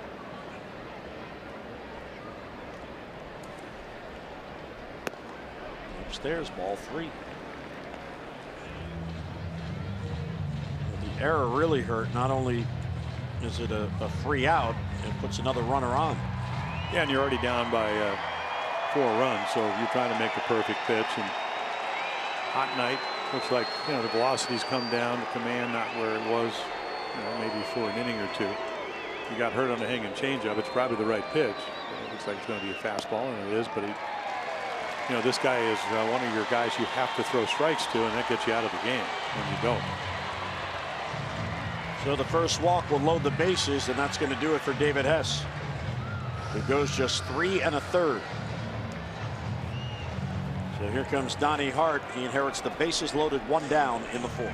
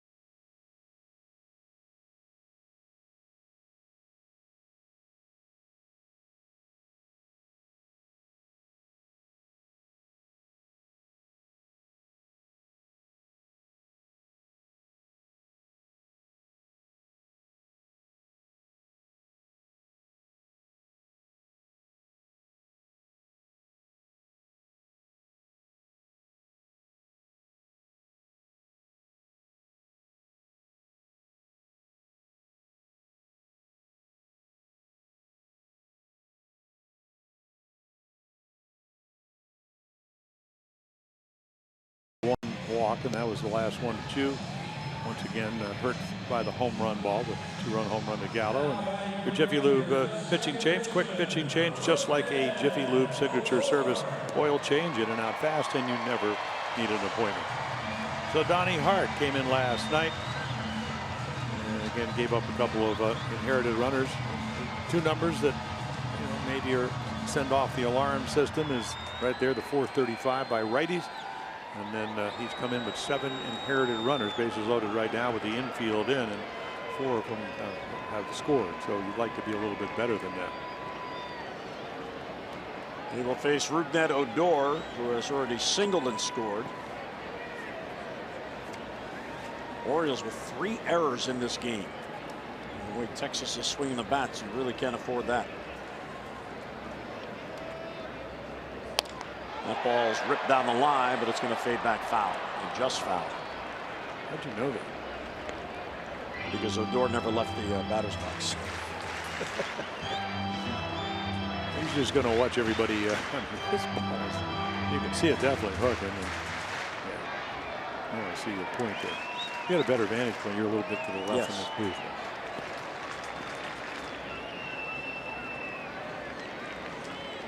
Odor is 1 for 3 in his head-to-heads against Hart, and the 1 is a home run. That ball is crushed, and he has another home run off Donnie Hart, and there's a grand slam.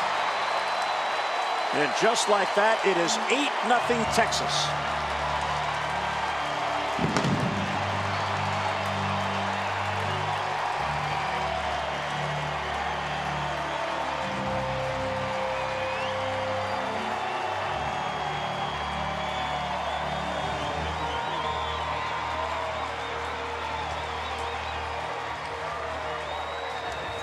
It's a nice couple of nights. 5 walks, a home run already today. A base hit, and then 4 RBIs on 1 swing. I mean, hittable pitch inside half.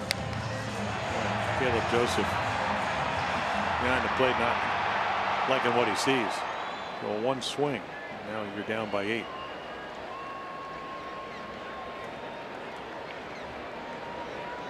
Here's Andrews, still only 1 down.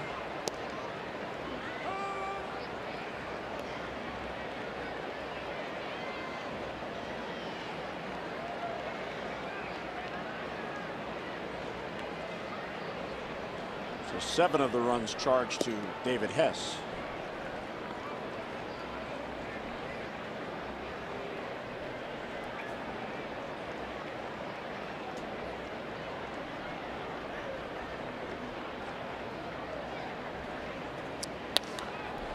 And ball is short. Here's Beckham, plays the hop.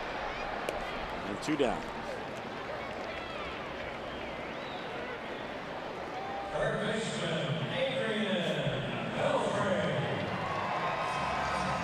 Now, 2 of the runs should be unearned.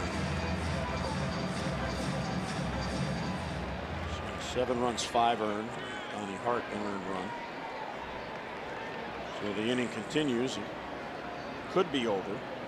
The error prolongs it. Here's Beltre, who started all this, hit by a pitch.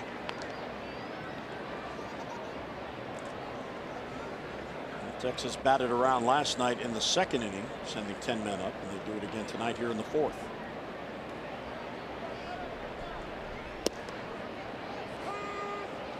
Trey doesn't agree.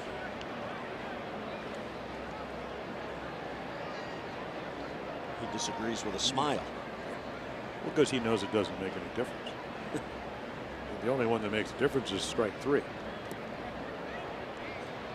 He asked for an appeal because Beltre asked for the appeal.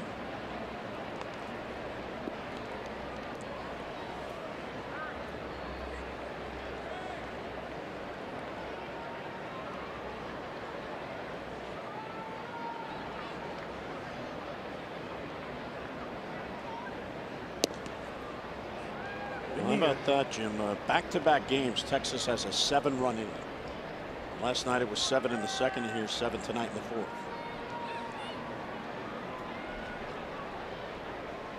Two and 2. Stay alive swing. Well, you know, I mean, it's been around long enough. I've been around long enough to know if you don't play good defense, if you don't pitch well, if you face a hot team, which is what they are. I mean, they went to. You know how hard it is to go to Houston? When's the last time the Orioles have lost, what, 12 or 13 straight games in Houston? They swept the Astros. Look at that swing. And you know why? Because he knows that Donnie Hart's not going to come in there. You know, he doesn't have 95 or 96. So again, I mean, it's just the way, the approach. You know, that's a Hall of Fame swing right there. When you get working towards your 32nd 100 hit. Remember last year when he got his 3,000th hit here, the Royals were in town? Remember later in the game where he asked the umpire to check, and I think, didn't he get tossed? You know what? You're right. Yeah. I don't remember the exact circumstances. So while I think he was kind of in jest, the umpire didn't think so.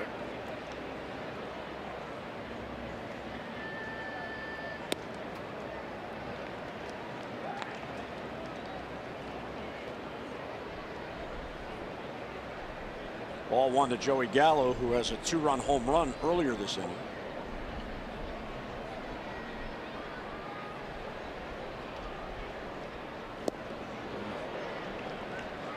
Trying for another one.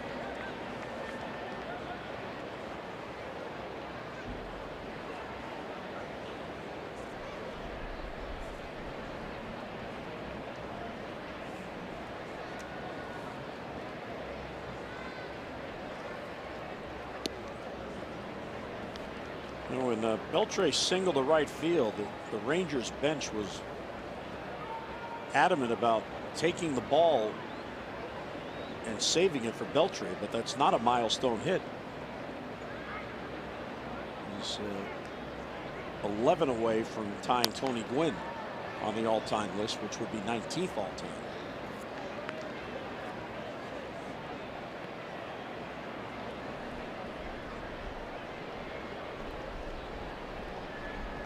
He's already passed Rod Carew, so he's the all-time leader in base hits by a player born in Latin America, and that was way back in April when he did that.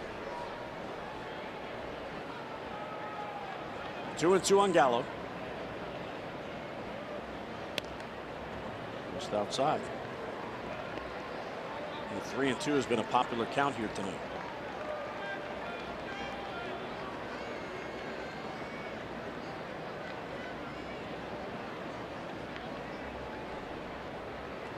So Beltre will be off with the pitch. Full count with 2 down. And he got it. Breaking ball gets Gallo, and that'll do it. But a big, big run for the Texas Rangers. They get 7. We head to the 5th. 8-0 Texas.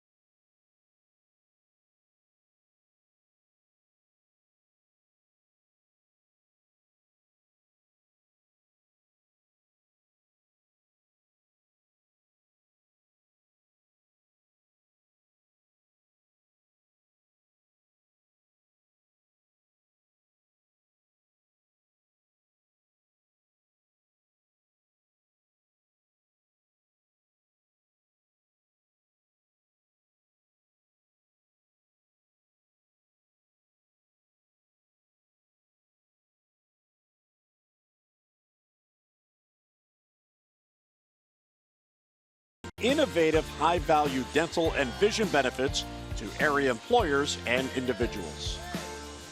Yep. Oriole fans were happy coming in. Breezy night. And Ranger fans are happy here in the top of the 5th. Yeah, we've always traditionally, I mean, ever since I started playing,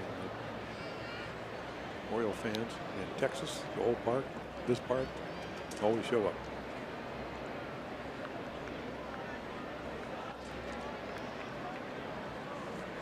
So the rookie Parado has a big lead now, 8-0.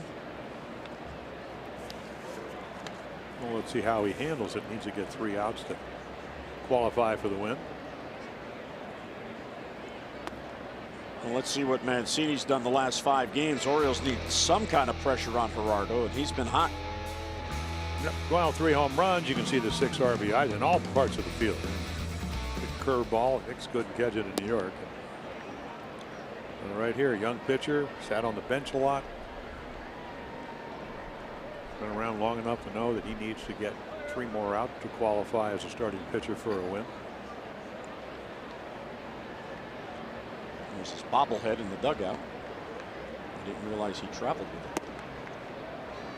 Mancini thought he had a walk.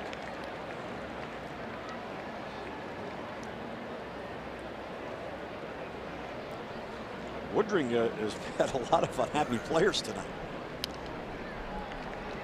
Well, that tells you, you know, if you're hitting 229 or something like that, and your Trey's averages come up,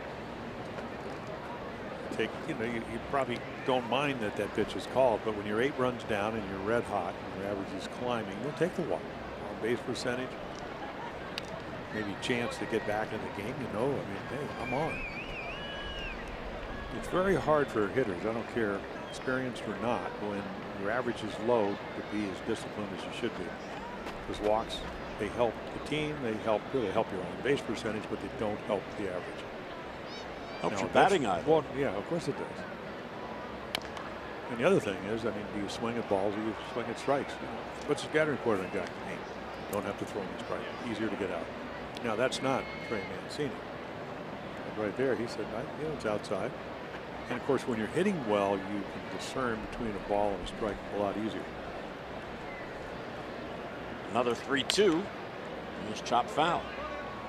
And now he's going to swing at anything close because he's not sure what Woodring will or will not call. Well, and you also have a 22-year-old pitcher that understands if he's a little bit like Gallardo, who's born in Mexico, lives down the road here. He understands the situation. I got to throw a strike here, and he does.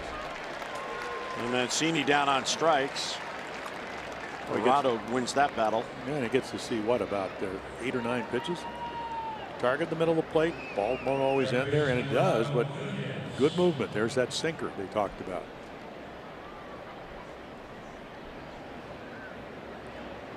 Thrown some fly balls tonight, but when he needed outs, he's got the double play when the game was actually close or closer.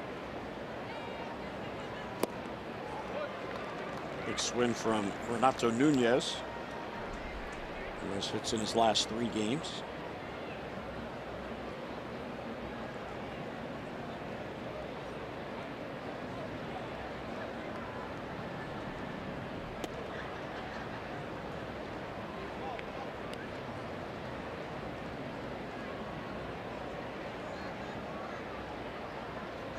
For his second big league win and second consecutive. Nunez to the gap in left center field. No one's going to get that one. That one off the wall, and Nunez is going to head to second base with a double. He is a doubles machine. Well, there's no doubt that he's a fastball hitter and likes it up and out over the plate, and that's exactly where the young right-hander from Panama serves it up. And boom. If it's elevated, it's a home run. In this ballpark, it's easy double.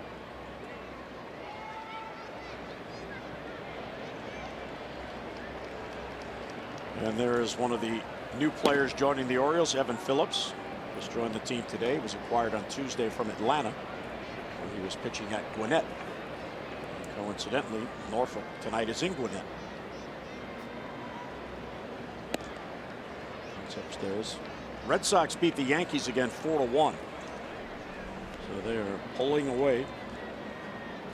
Well, they played more games, and I guess if you're the Yankees, you go, well, we're only 6 back in the loss column, but you're 6 games back in the loss column against a team that's playing about 700 baseball. And they got better because of some of the acquisitions, even though Kinsler looks like he may be DL. Well, you're going to love this. 4-1 game. Yankees had only 1 base hit, by the way. Game time, 2 hours and 15 minutes at Fenway Park. And that's a Yankees Red Sox games, which usually they go about 4 hours. 2-0's upstairs, ball 3. Well, Porcello, I mean, after losing, what, 17 games last year? I think he won his 13th game tonight. He can flat out pitch. They score him a lot of runs, and tonight they didn't, and it didn't matter.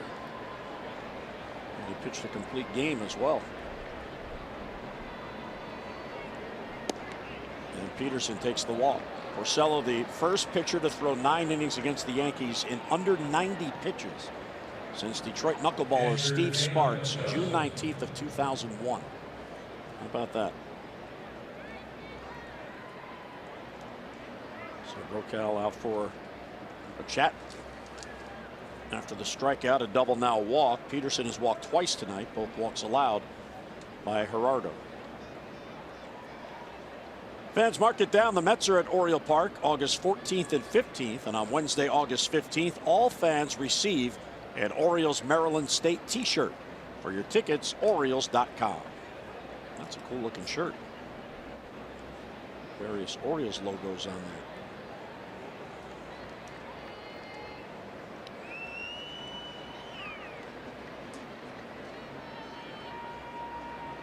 The only hit the Yankees got in that game was a home run by Miguel Andujar, and that was the only run Porcello allowed.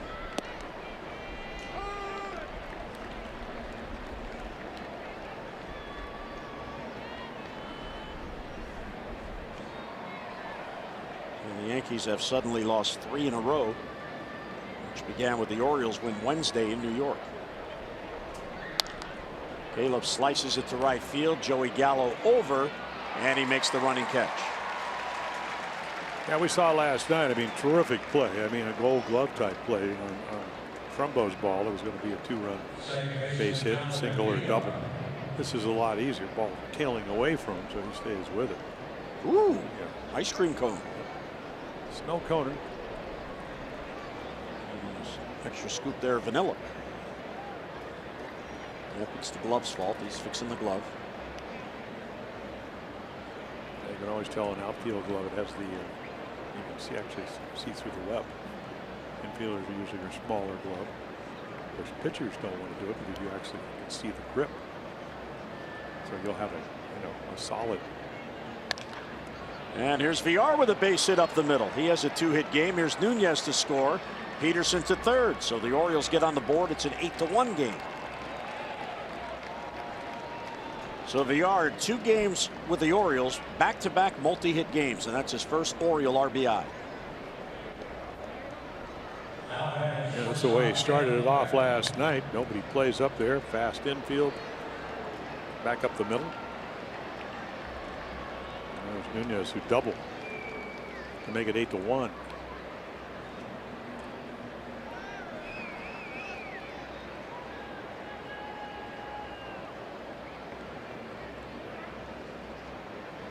And here's Tim Beckham, who's 1 out of 2.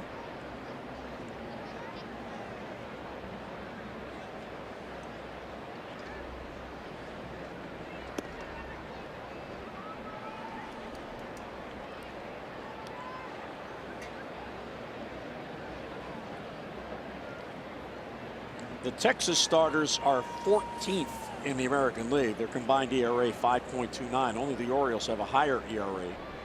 The Bird starters 5.36. Swing and a miss there at an off-speed pitch.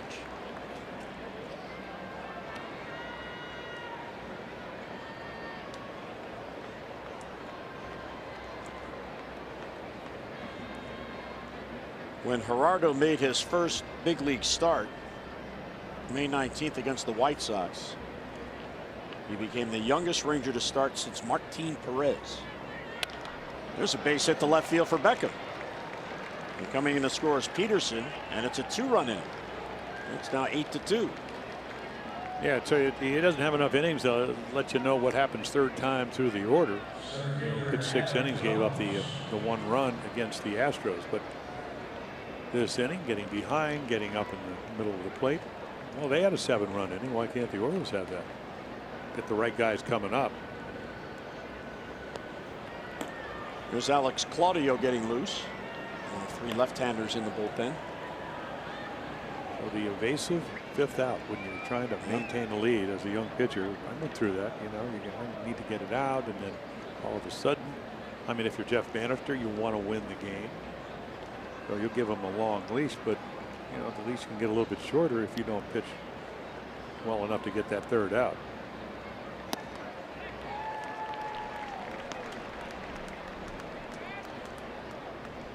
Adams singled his last at bat, and his 11-game hitting streak halted last night.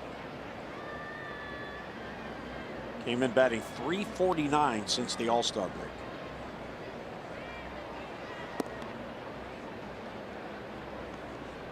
Enjoyed his 33rd birthday the other day.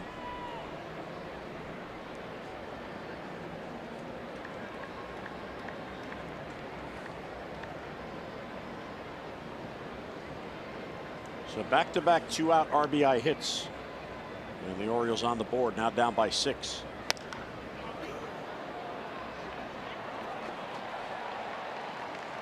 Well, 1-2 on Adam Jones.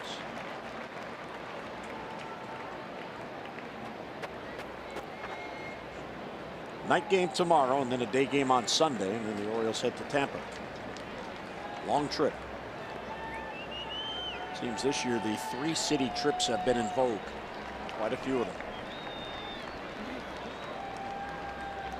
And the Orioles have another one coming up late August into September. The old Kansas City, Seattle, Tampa trip, because they're all right next to each other. 2 of those cities.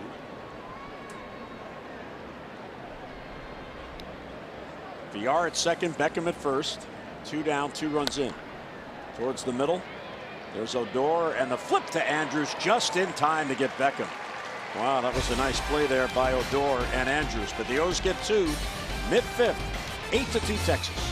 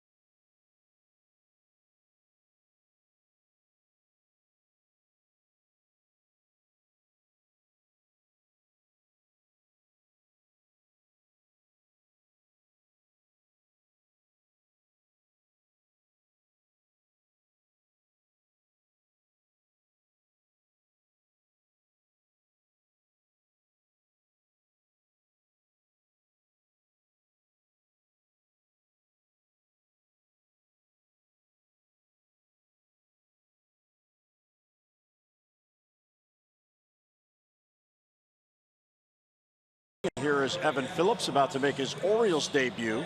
He was acquired Tuesday, part of the package for Kevin Gausman and Darren O'Day. 4 games with Atlanta. So obviously the number's not very good, but at AAA Gwinnett, as you talked about, actually very good. I mean, 28 hits in 42 thirds innings, 59 strikeouts. So scouting report has a very good arm, slider, changeup, and I mean anywhere from 94 to 98. So we'll see. Well, he's a local kid, sort of. He was born in Salisbury and grew up an Orioles fan growing up. In fact, he had a particular favorite.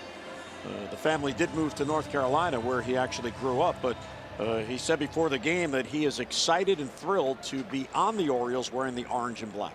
Yep, he said, Cal and Brady, that's when he was following the Orioles when he was a youngster. So you're looking for arms. You made the trade. Gausman and Darren O'Day, who's injured this year. Brock went a separate deal for international money to the Braves. Actually pitched last night, pitched well. And there's a strike, 94.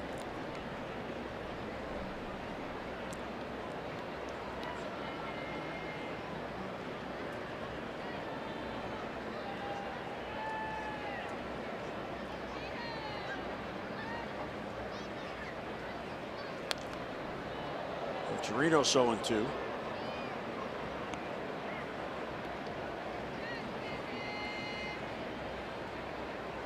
Last pitched for the Braves last weekend against the Dodgers. He allowed 6 runs with Atlanta, but his last 2 appearances were scoreless.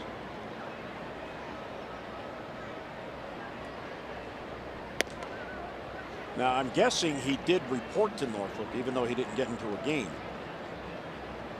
They had a lot of weather problems in Charlotte. I think they had back-to-back days with doubleheaders rained out, but tonight they're in Gwinnett. Reno's homered his last at-bat off David Hess.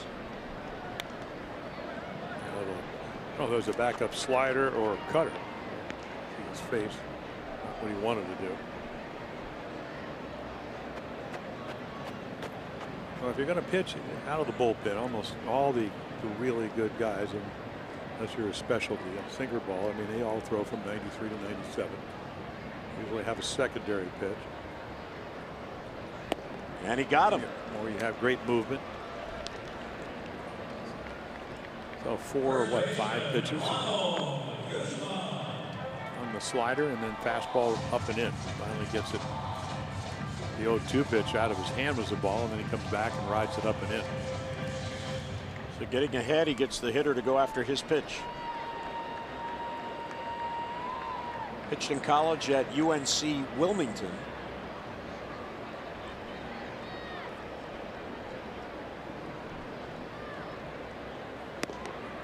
He attended the same high school in Clayton, North Carolina, that Chris Archer attended. And they're both in the big leagues at the same time. This guy to the left, that's slicing towards the corner, and is fouled.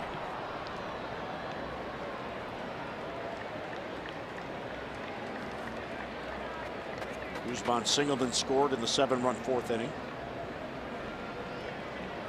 He has just 5 hits in his last 36 at-bats, facing Evan Phillips.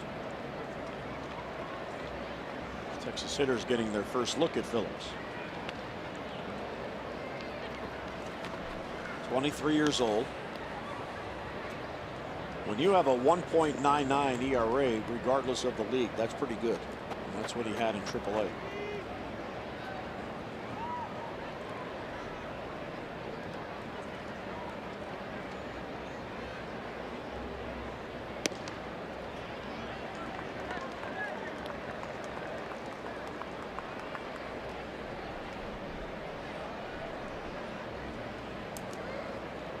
His father, Joe, played baseball in college at Anne Arundel Community College. Check swing, and he went too far. He's called out by Woodring. So Guzman down on strikes and 2 away. Well, Well, take a look. You want everybody to know you have a breaking ball, and it looked like a little changeup, and it's a good one.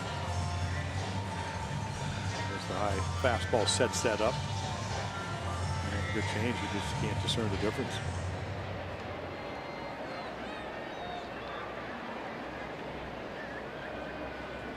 Tuesday, he was an Atlanta Braves reliever as Calhoun comes up.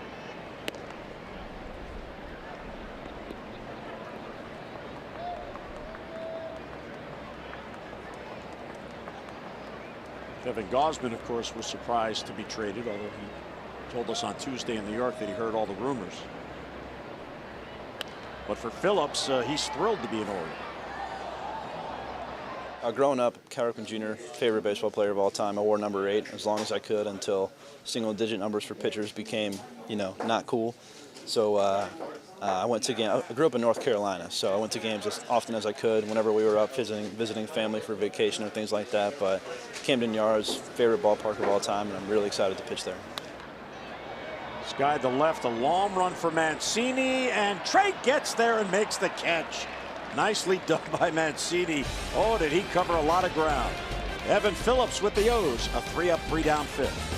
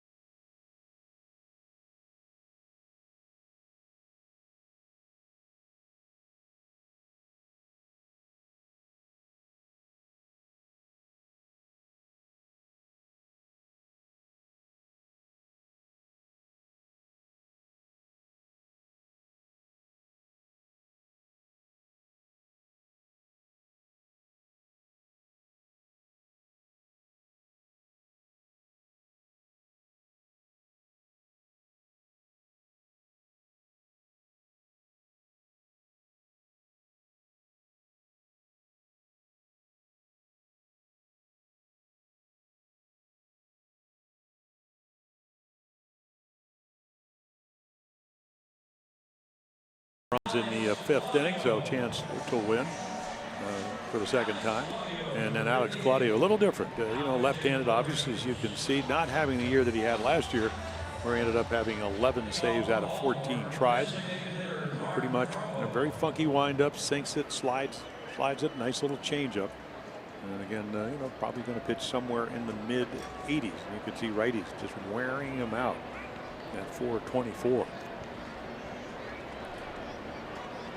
Interesting matchup because the Orioles have 6 right-handed batters plus VR, a switch hitter, and here's a dangerous right-handed hitter leading off, and Mark Trumbo.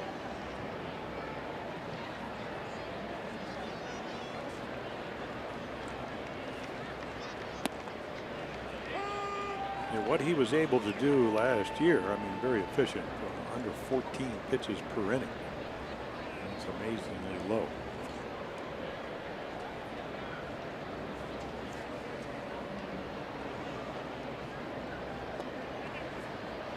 Check swing, they appeal, he didn't go.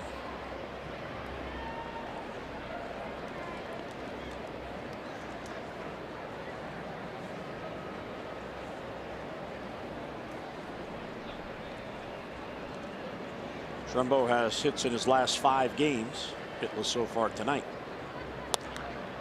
Until now. So there's a base hit for Trumbo. He's hitting 6 in a row. Let's get a look at our PNC minor league insights, brought to you by PNC. There's no better time to act than today. PNC make today the day. And how about Keegan Aiken, Jim? He just keeps pitching better and better.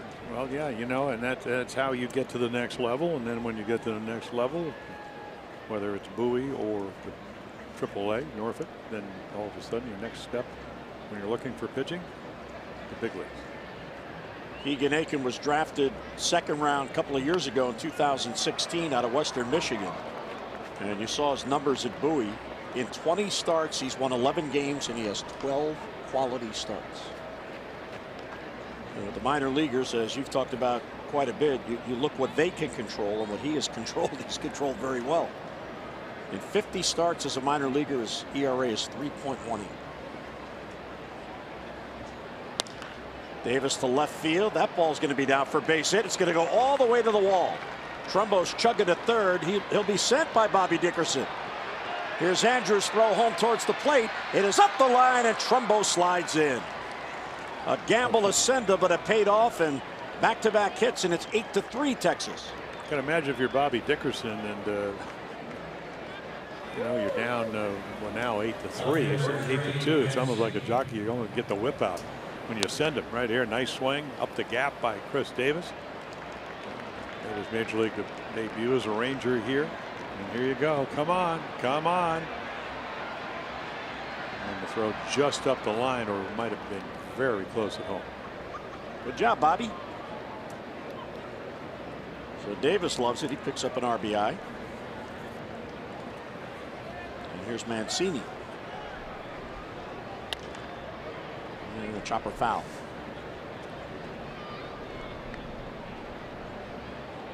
Yeah, the way the game is played now, especially with a 22-year-old starter, you know, you let him get his 15 outs. Now you go to your bullpen. Pretty much well rested because of the job that Eddie Butler did that, but you hope they're not off their game. And the Orioles hope just the opposite. And that's all it takes. You know, one guy to come in, maybe, of course, Claudio doesn't usually walk people, but maybe not have his sinker or his command or whatever. And you get 2 runs here in the 6th, and then all of a sudden what was a 6-run lead is now a 3-run lead. And Keller's no longer playing here. He went to the Pirates, their closer. That's how you creep back into the game. Bounced in there, so 1-2 on Trey, who has seen Claudio only once. And he's 0 for 1. Now, you even get him to third base. I'm not saying you intentionally do this, but if you get him to third base, all of a sudden, with an 8-3 lead, they'll play their infield back. You know, maybe they'll bring in Beltry at third base, and fly ball will get you to your 4th run. Can't get him to chase the breaking ball. So if Keller traded to the Pirates, Butler has 1 save, Claudio has 1 save, and Guerin has 1 save, but that was before he came here. Yeah, you would think Jose Leclerc, and of course he's a hard thrower. He certainly could do that. You know, Chris Martin just came off the DL. He had a left groin strain.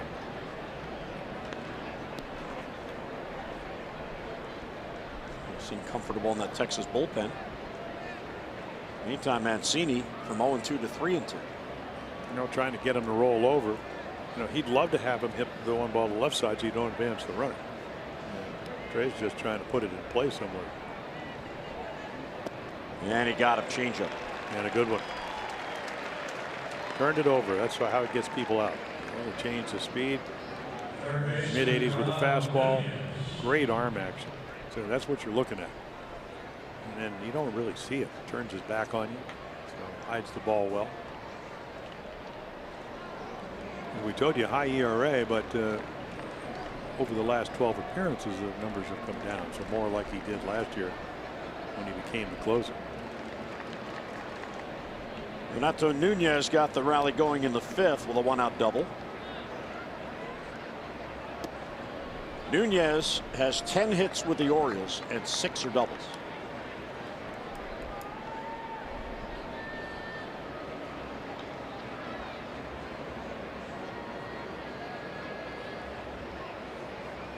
How about Showalter, a young hitter? Wondering will he adjust to the changeup? He did. He took it. He doesn't like the call either. I mean, there's just no reason to do that early in the count. I mean, you think the umpire's going to like you for it? It doesn't matter. You know, it's not strike 3. You saw it at Beltry. I mean, that's why you get a guy like Beltry. Hey, he calls it. May not agree with it. Smiles. Smiles. But what it does, it makes it harder to hit, obviously. And the other thing is, again, it's early in the count. You know, I think it's just today's game. You see it everywhere. I saw it years ago. I mean, Derek Jeter, as great as he was, he'd always grade the umpire. There's the changeup. And it's a good one. So this is what he does. Now he'll go back saying, well, if he hadn't called that first pitch a strike, well, he did. So, okay, this is what this guy does. This is what hitting in the big leagues is about. You can see the screwball. And again, he just turns it over and you think it's going to be on the plate. Guerin's getting up. Corey Guerin.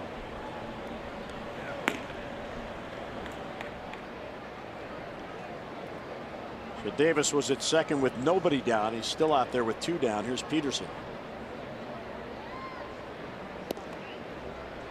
Ball 1 outside.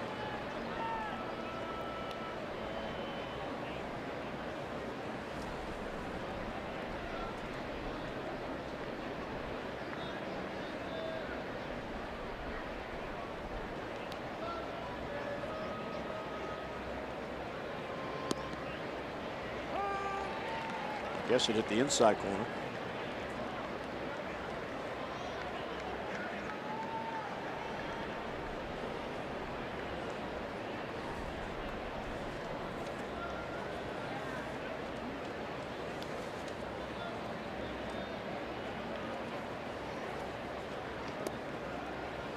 And another take. So 2-1. Peterson has been up twice. He has walked twice. Yeah, you normally, and that's a normal thing. I mean, 45 innings coming in, and he only has walked 8 people, so he's a strike thrower.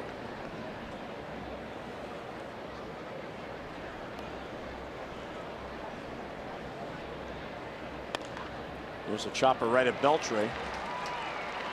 And then Claudio gets out of it without any further damage. So the Orioles do get a run. They strand Davis. Mid-6th in Texas. Rangers have the lead.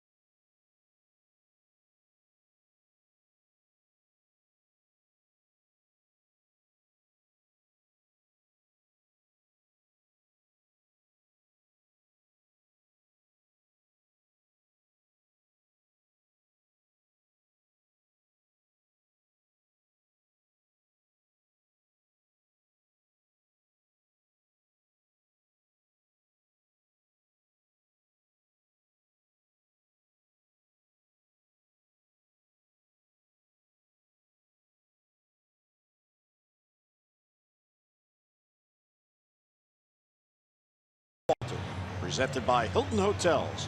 For Hilton Best of Baltimore package, visit masson.me/HiltonBall. BAL. That's a beautiful picture. Perhaps that was taken from the Hilton. That would be it. Wouldn't that be on the other angle? Hilton's in left field. It's from right field. Work with me. Well, I said perhaps. And I said, and you said you're wrong. Well, sometimes we try to be truthful and factual. And here's Carlos Tocci. Doing radio, the Orioles might be winning 8-3. Nobody would know, but it's a visual medium. Yep.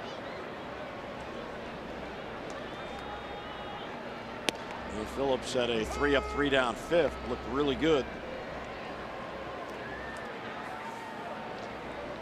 So 3 players of the 15 acquired in the flurry of trade activity by Dan Duquette are now on this active roster. I like what Buck Showalter did here, Jim, is he gets Phillips right in the game so he could feel like he's part of it. You know, Yeah, he gets off the plane and now he's in the game. Yeah, Buck was talking about it. He said he'd rather not have him pitch tonight, but again, he scored perfect time. And again, a number of guys pitched last night. Castro pitched. A 93-mile-an-hour fastball. He gets a strikeout. So 3 strikeouts already. Yeah, the velocity a little bit less this inning, but perfect pitch. I mean, late life. So again, this is how you pitch this kid. You know, he got a breaking ball doubled, and then they struck him out the last 2 times. Going right to the scouting report.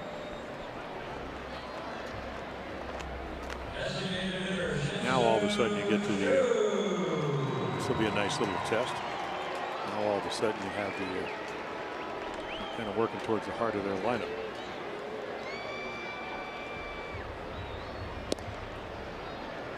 That's a changeup and a good one. And we haven't really seen a slider. And fastball, slider, changeup, but tonight it's been pretty much a change in the fastball.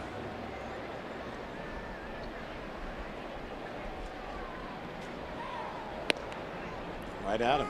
I love this approach. Well, right where the glove is too, and that's even more impressive.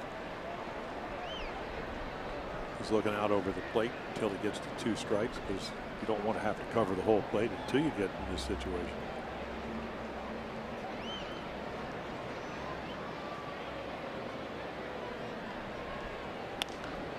Another good pitch at 95. Well, nothing like fastball command, and it looks like he has good velocity, movement pretty good. Anytime man, and then you talked about trying to get to close pitches. You have a better chance of doing it if you're somewhere where the glove is.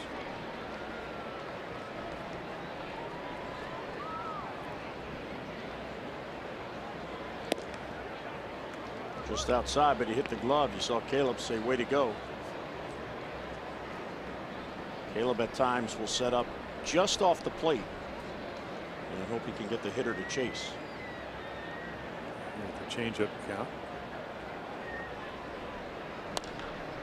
And the ball is short. There's Beckham. And 2 down. Well, we invite you to join your fellow students, alumni, and supporters for University Nights at Oriole Park. Fans purchasing a University Night ticket package receive a unique Orioles cap featuring the participating school's colors and logo. Now, the caps are limited, so be sure to reserve yours now. Orioles.com/university. I like that UMBC hat with the retriever on there.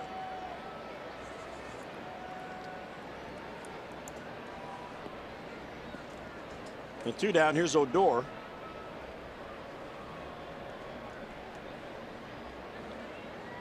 Big night after a big night last night. Well, when the calendar turned to July, all of a sudden he took off. You know, did have a groin strain early on, and we're talking about a guy 33 home runs the last 2 years, so he missed some time. Certainly couldn't have affected. You would never know it now. But you bring in Donnie Hart, you want to match up, and he didn't make a good pitch, and that turned the game around. The 4-0 game became 8-0 with 1 swing. I mean, if he hits a single and you get 2 runs, you're still in the game, versus with the one, you know, you make the mistake. He's a home run guy. Saw it last night. Saw it the last 2 years. He got a pitch, and he's red hot.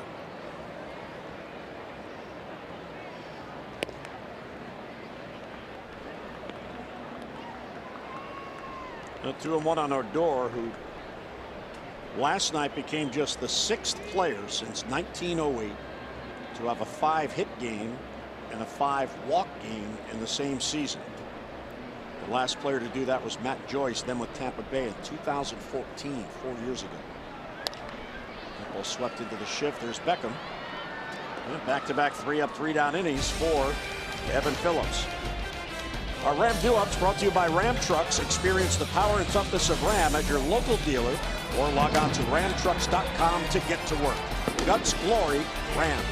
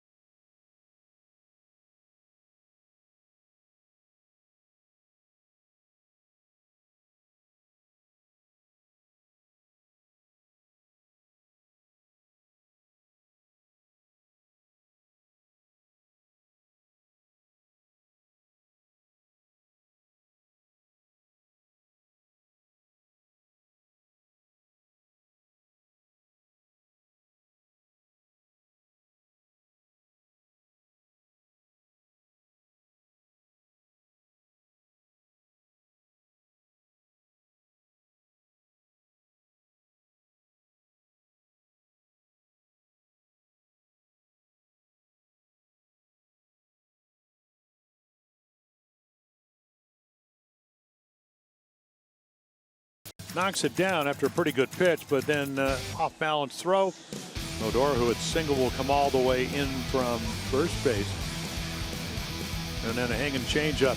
Score 1-0. All of a sudden, one swing, it goes to 3-0. And then the next batter, home run, number 14 for, actually 15 for Robinson Chirinos. Those are your Geico highlights. 15 minutes to save you 15% or more on car insurance. Visit Geico.com to see how much you can save.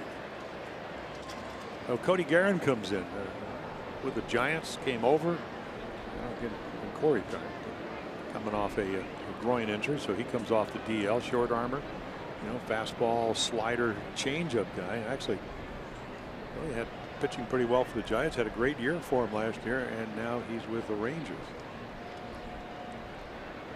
Guerin will face Caleb Joseph, then VR and Beckham. Vicious foul ball off the bat of Caleb. Well, very unusual delivery for Guerin. It's a slingshot. Well, he is, but also, do you ever see a pitcher actually hold the ball with his glove flared open? Usually you kind of trying to get it up on the top. But again, it's worked for him.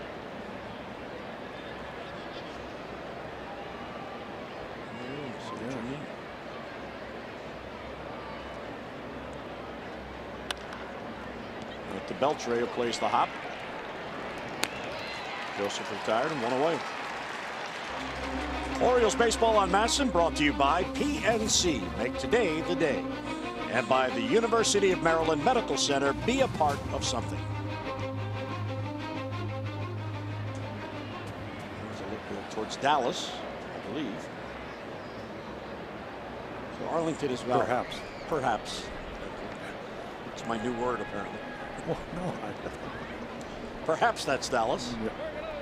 Or Fort Worth. Yeah, that's the other direction. We're right in the middle, right? Perhaps, right in the middle. No, that's for sure. But the perhaps is which way that bridge was. I was told there would be no quizzes.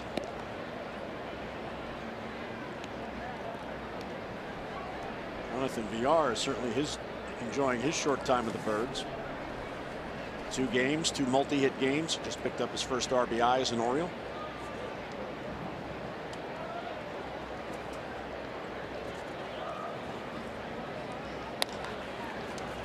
And you say 3 hits.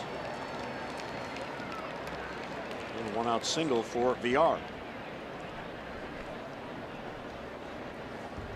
Well, don't forget the Orioles host the Yankees August 24th through the 26th. And for each game, fans are encouraged to bring any non-perishable food item or cash donation to the park to benefit the Maryland Food Bank as part of the 32nd annual Orioles Reach Food and Funds Drive, presented by Masson WJZ TV and Pompeian Olive Oil. For your tickets, visit Orioles.com.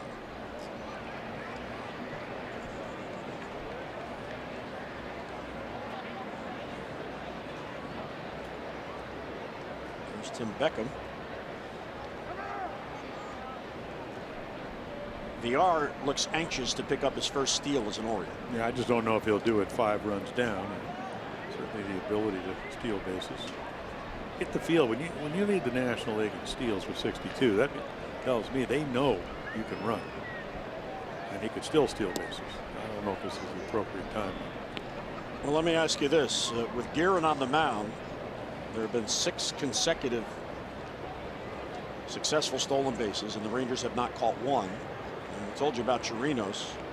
He has only caught 6 out of 50. That is a 12% caught stealing rate, well below average. Yeah, and I think Buck knows that. But if you get him thrown out, it doesn't look good. The ball's cued towards first. Guzman's only play will be to first. So VR to second with 2 men down. Well, Adam Jones, as all Orioles fans know, very active in the community. And on Wednesday, he became aware of a group that was in need of help. The Mamie Johnson team, the Little League team in Washington, D.C., needed some funds to get to Connecticut for the tournament. They're trying to make it all the way to Williamsport to the Little League World Series. And Adam saw a tweet from a television reporter in Washington, and he replied and said, well, that's amazing. How can I help? And we didn't realize this, but on the flight from New York to Texas, he had a FaceTime call with the reporter from WUSA TV, and he agreed to help out. And he donated today $8,500. So the Little League team, and it's predominantly an African-American squad from Washington, to go to Connecticut so they can continue their dream. And he does this all the time. He is so involved in the community. And here, this is a group he had no knowledge of, found out about it, and he reached out immediately to help. That's just a great human interest story from Adam Jones. And he grounds out, and that will end the inning. So the 1-out single by VR and 1 left. 7th inning stretch. Texas has the lead.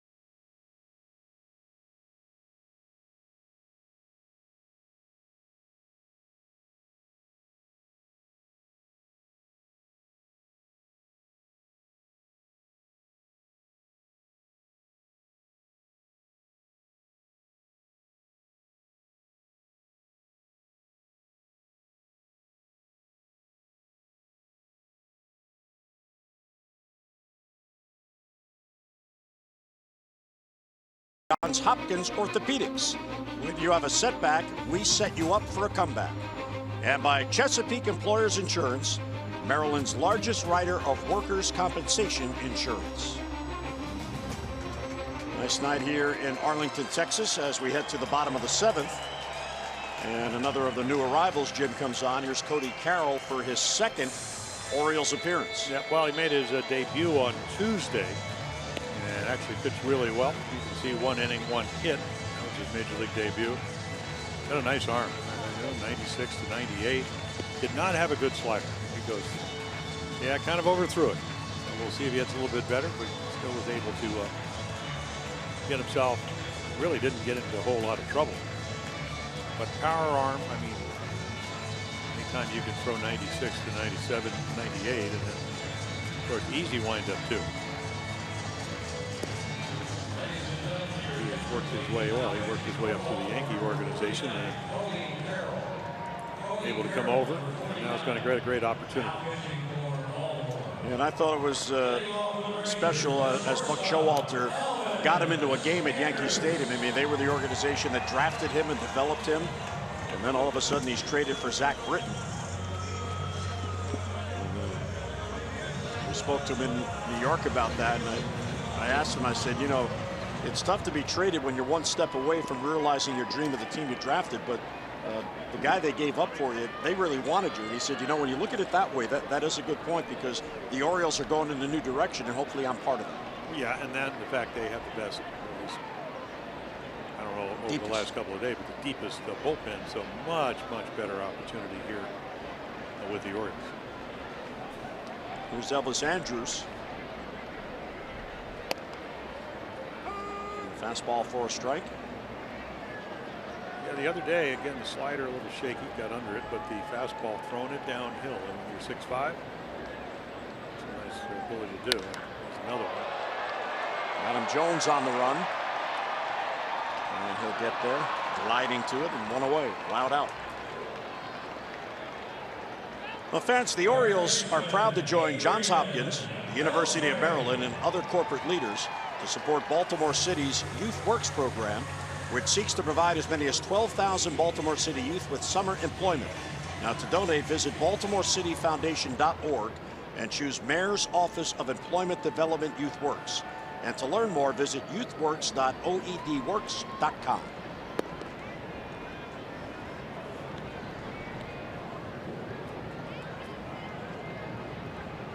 Adrian Beltre with a smile on his face.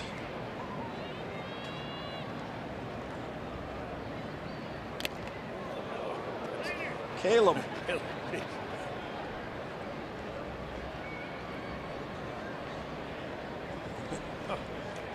That's two of those. Second time Beltre's hit him. Yep. What do we call that? A well-intentioned swing? Austin wins this in, oh boy. Really under the slider. Austin has a lot of family here. So parents came in from California. Last night, Jim and I met his sister. Of course, so we met his dad in New York. He met his dad last night for the first time. His grandmother, who lives in Texas, was at the game last night. Austin's grandmother. There was the whole clan. They are so proud of him, and they should be. Work his way up to the major leagues.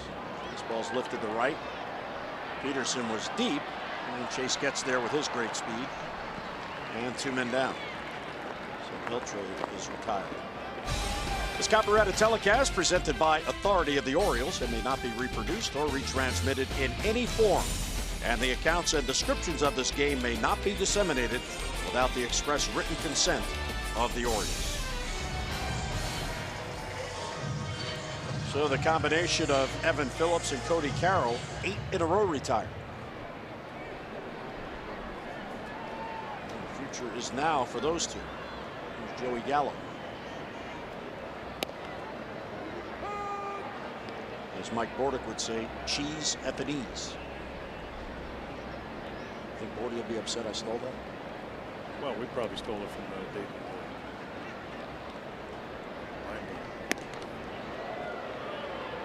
A high heater there, and it's 0-2. Well, yeah, took the low one. Chris Martin.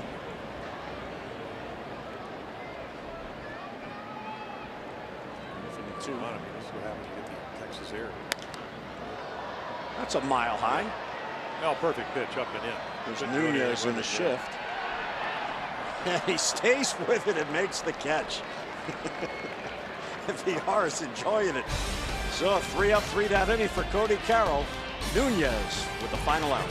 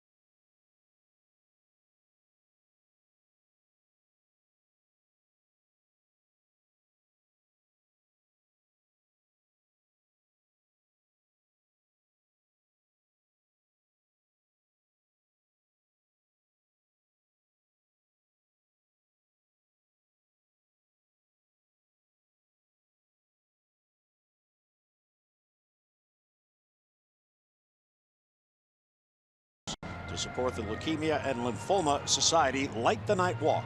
The O's have drawn 303 walks for a total of $15,150. Care First encourages each of us to take that first step towards a healthier and a more active lifestyle.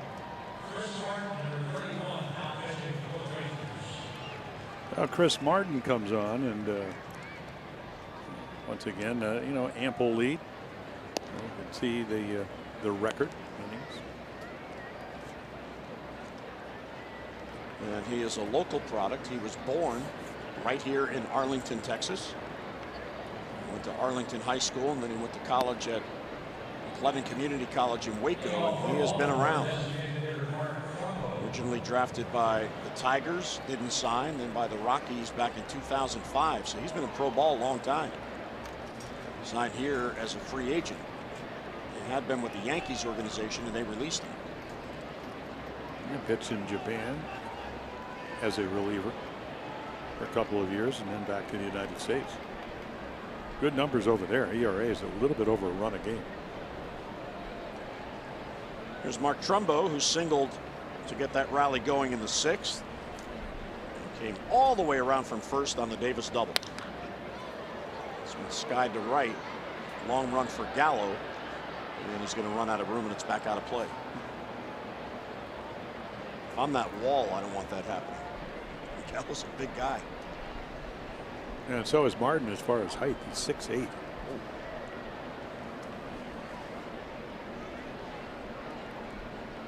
Each team with an 8-man bullpen and a 3-man bench. John Mariñez put on the DL today, and Buck said before the game that he'll likely head to Sarasota to rehab that. So Evan Phillips called up from AAA.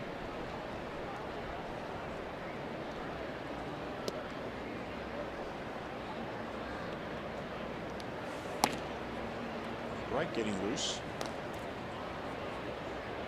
So he'll come out and work in the 8th to get an inning of work in. He's been pitching really well.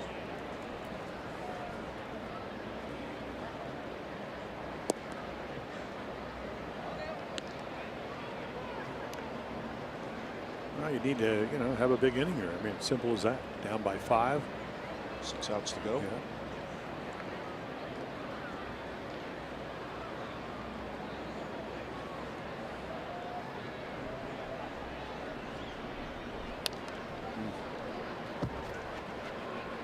Yeah, when you have that kind of velocity, you can get away with a ball right down the middle, and that's Trumbo had a great swing. I'm not sure if you're Chris Martin, you want to come back into that area again. It might go out of here, but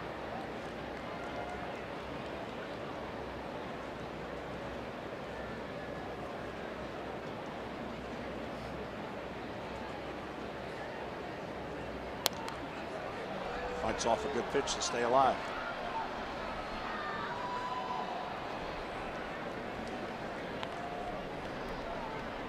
Colorado has a 3-2 lead at Milwaukee tonight. Jonathan Schoop is playing his first home game as a Brewer, and he's making the start at shortstop. He's 0 for 3, so he's now 0 for 11 with Milwaukee. Of course, they have Moustakas now playing third. Travis Shaw, they moved from third to second from Moustakas.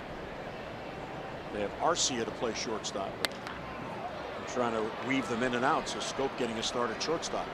Skied to right off the bat of Trumbo, and one down here in the Oriole 8th. Well, we hope you can join us tomorrow. Game 3 of the 4-game series. Dylan Bundy on the mound against the left-hander Mike Minor. Our coverage begins on MASN 2 at 7:30 with those extra presented by Ford. And then game coverage at 8 o'clock. We've got all the access you need right here on MASN. Here's Mr. Bundy. Sitting there with all the starters. Alex Cobb there. There's Andrew Cashman. There's Jeffrey. Oh, there he is.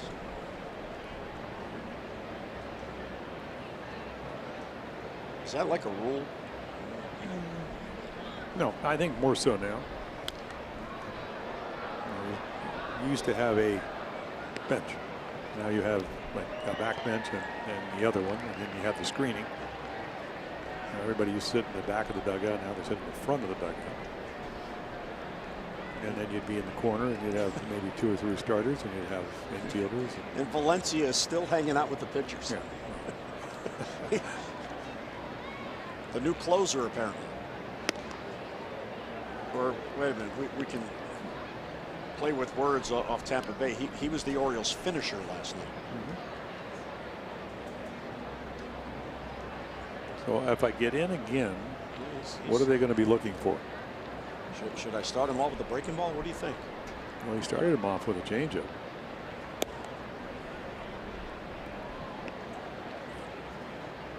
Two and one on Davis. Yeah, I know he feels good about himself, and he has every right to do that, but Bruce Dreckman called the ball that was a ball strike. So that'll bring him down somewhat. I told him today, you better take him with you the next time you pitch. This is amazing. He's telling Alex Cobb about his changeup, I think. Castor's like, oh. Well, you know, that's fine that he's talking, but the fact that they're listening, that is really scary. That's great. He's been hanging out there all night. And meanwhile, Chris is airing it out off of Chris Martin. And then the little cutter. You know, he threw him a curveball, threw him a fastball. Yeah, there it is. That says it all right there. Alex Cobb going, really?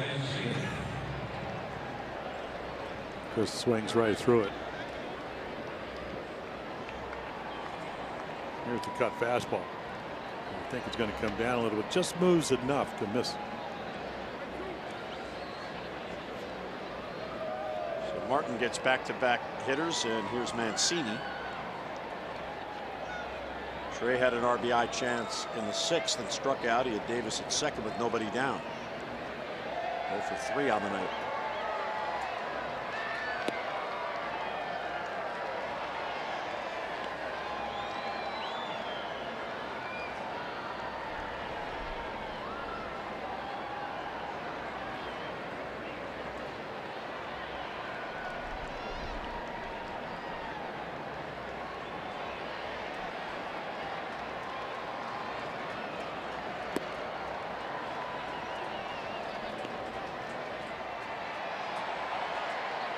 Got to be some kind of feeling for Chris Martin. Grew up here, probably came to a lot of Rangers games as a youngster right here in Arlington, Texas.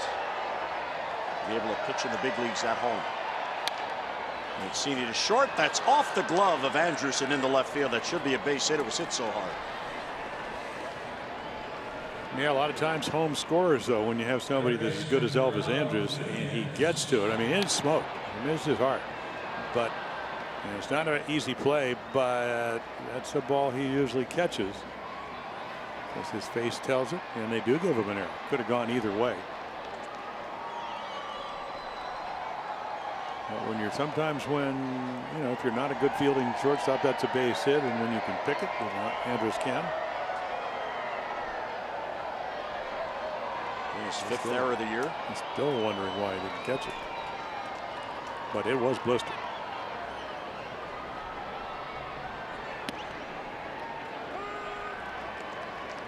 Just jumps out of the way, and it's in there for a strike. Well, they're going to throw. I mean, he may throw him a fastball because he throws 96, but I think most of the major leagues and scouts and videos going to show you this guy loves to hit the fastball. Let's see if he gets one to hit here. It's going to be a base hit. Right center field. It's going to roll all the way towards the wall. Cut off by Gallo. Being sent is Mancini. Here comes the throw home. It is up the line and out at the plate is Mancini. What a relay throw from Odor. Well, Odor is doing everything. The grand slam, the 5 walks. But look at right here. Look at the pickup and look at the throw. So Mancini out at the plate to end the Orioles' inning.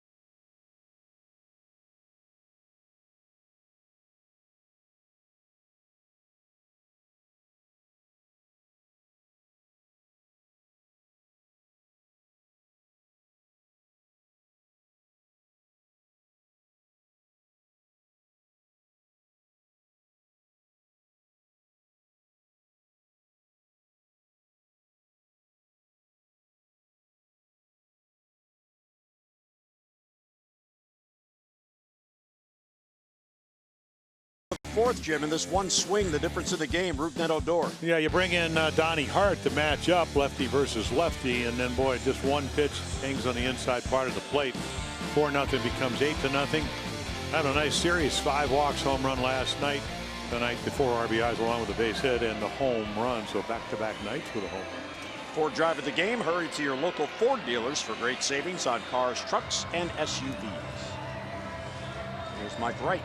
Pitch here in the 8th. Yeah, Mike came in and actually, I mean, he gave up the 3-run home run to Gleyber Torres, but he threw the ball. I mean, the Boston, he's come up. He threw about as good a fastball low and away that I've seen all year in '98. Just sped up the bat. But again, the totally different pitcher than early in the year. You know, fastball better, command better, cutter better, wind up better, which is one of the reasons. Lines are a little bit better. As far as where your head goes and where your front shoulder, your steering wheel takes you. Throwing the ball downhill again, because again, he's a big guy. 2 of the runs on that home run were charged to Paul Fry. Breaking ball inside, in fact, over the head of the ducking Chirinos. Yeah, the Orioles would end up winning the game, what, 7-5? And he said that's the one thing I didn't want to do. This little breaking ball just spins. Certainly not any intent at hitting him, but he said I didn't like to give up those inherited runners. He's done a really good job of it. Probably the right pitch, but the wrong location. And Torres blasted it and really hit it deep left center field in Yankee Stadium. Second home run of the game. In that run, the Torres run was charged to right, and that's the only run he's allowed since the All-Star break. This is his 7th appearance since the break. And I think you will probably see as the season progresses with Brock in Britain and New York and Brock in Atlanta, and then you got O'Day on the disabled list and traded. So you're going to see him in more, if the Orioles win a lot of games, and hopefully that'll be the case, he'll be in some pressure situations. I still think, I mean, if you're the Orioles, you want to, you know, Michael Gibbons has been struggling, but hey, one day, and I don't know if Buck will do it. Michael, you're the closer. Here, you get to close, figure it out. Certainly has the talent to do it.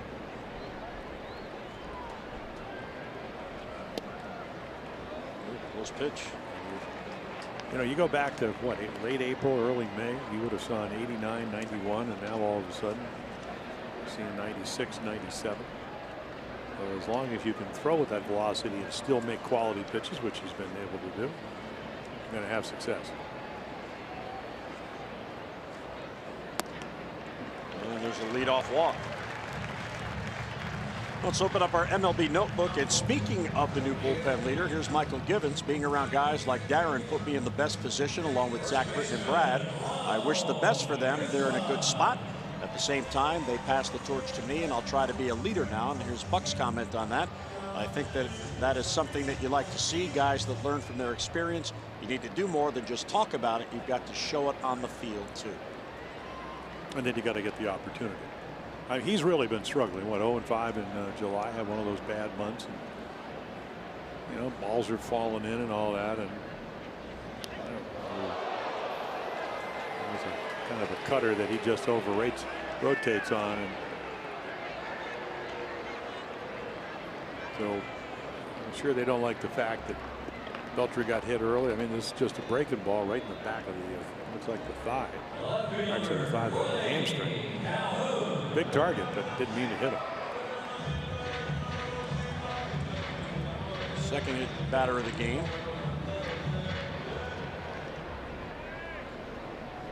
So 2 on with nobody out. There's Willie Calhoun.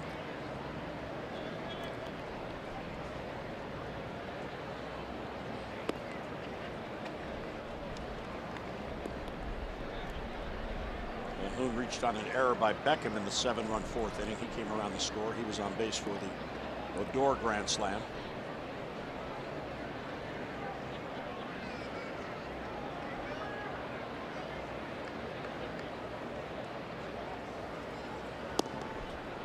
Waves at that one, 1-1.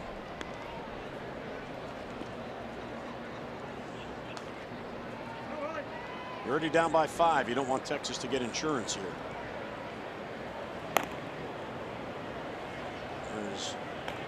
Bibbins-Dirks, Austin Bibbins-Dirks getting loose. There's a chopper. That is a foul ball.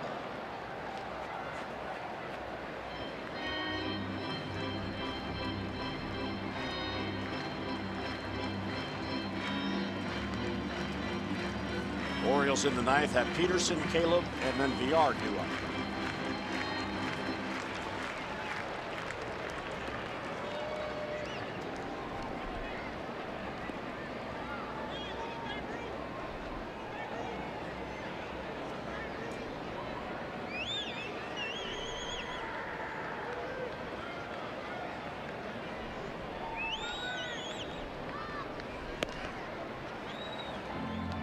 Calhoun is wearing a very interesting team socks. Rangers colors, of course. And they have the T, and then on the other side, the star for the Lone Star State. There it is. It's a pretty good looking socks. Oh, him. Yeah. That ball's hit towards the gap, and that ball's going to be in there for a base hit. Adam Jones tries to cut it off. He knocks it down for Mancini, and 2 runs are going to score. So there are big 2 insurance runs, and it is 10-3 Texas. Well, he just clubbed that ball. I mean, it was almost over his head. He's not a tall guy. He comes in, what, about 5'8". When you get the 2 strikes, you think you're going to strike him out. I mean, and again, he's a power hitter. And again, you know, you're going to give the Dodgers Yu Darvish, who didn't really pitch well for him. In fact, horribly. I mean, a horrid performance in the World Series, but you're usually going to get a pretty good young player. So actually had, what, 34 bats last year at the end of the year, so they got to see, and now he's getting a chance to play because of the Mazzara injury, the right thumb that he hurt in Baltimore diving for a ball that Joey Rickard hit. There's Tochi. Still nobody out. This one's popped up to shallow center. And it's going to be VR calling off Beckham. One down here in the Texas 8th. Fans, you can enhance your next game day experience with the MLB Ballpark app. Access and manage your tickets. Enjoy check-in offers, exclusive content, and much more. Download the MLB Ballpark app today. 1 down. And that turns the lineup over. Here is Sin-Soo Choo. He walked in the 4th to load the bases ahead of Odor, who then hit the grand slam. Yeah, and he really earned it. I mean, that's why. I mean, what, $133 million, what, 8-year deal? They got him because he can hit home runs, on base percentage, not a bad outfielder. Occasional stolen base. Certainly usually knows what he wants to hit. Anytime you reach base 52 consecutive games, you're a pretty good hitter. He did that earlier this year.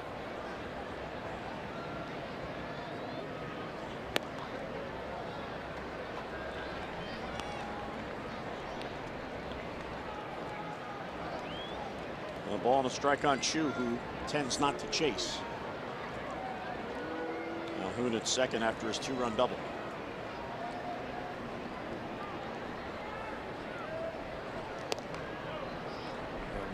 Maybe not his best command. You see pretty good velocity, but that leadoff walk. When you walk the 6th guy, then you hit the 7th guy, and then you don't make a good 2-strike pitch, you get yourself in trouble because now you're in the top of the line. And they're hitting there because Jeff Bannister wants Choo up as often as he can get there. And there's another base hit. Calhoun's going to come around to score. That makes it 11-3 as Choo comes through with an RBI single. Yeah, that's the intent on that fastball, was to throw it up and in, but down and in, all he has to do is drop the bat, so it becomes more hittable. Take a look, and again, it means just inside middle, he golfs it. I mean, playing polo to drop the head.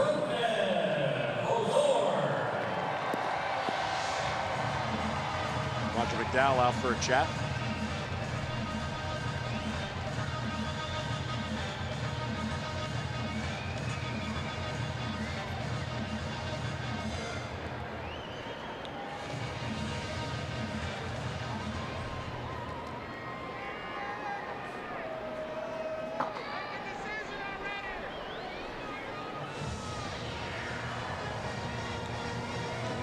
go back to work, and he has to face Ruben Odor, who it seems is up every inning.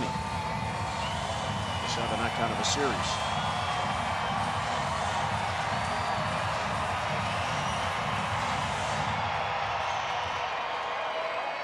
Odor, the grand slam in the 4th inning, broke the game open. It was 4-0 Texas, and one swing later, it was 8-0 Texas. Still only one down.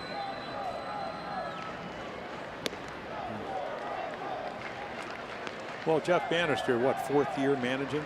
First 2 years wins the division. You know, they got him because he's a good teacher, and there's a nice article today that I talked to him about. Basically, okay, Odor, player of the month, 30 for 88, 6 home runs, getting back to where he was last year, and even better from the average wise. This guy to Mancini. You know, in the article, and you know, when you talk to Jeff, okay, what are we going to do the last 2 months of the year? Have Odor maintain that. You know, Profar, who we saw had a good game playing first base last night, maybe have him play shortstop a little bit, see if he can do it. You know, because he can, you know, had the shoulder injury earlier in his career. In case Andrus plays out his option, we talked about he does have an out. I don't know if he'll exercise it. So again, you know, you're always, even if you're not going to win your division, and just like the Orioles, you have goals you want to reach. You want to see players, see who can play, who can't. They can play certain positions. I would imagine the Orioles at some point are going to bring up some of their young outfielders. You know, whether it's Cedric Mullins or DJ Stewart. Mullins looks like a higher average at this point.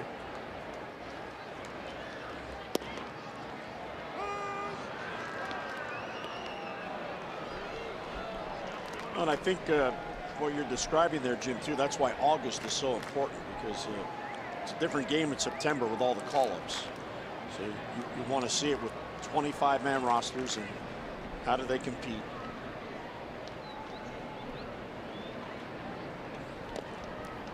Nice block by Caleb. And you still have a number of games, you know, obviously. Boy, what a, I mean, last night we were talking to Caleb. I said, boy, you were all over the place. And so that one comes up, gets him somewhere in the chin or the neck.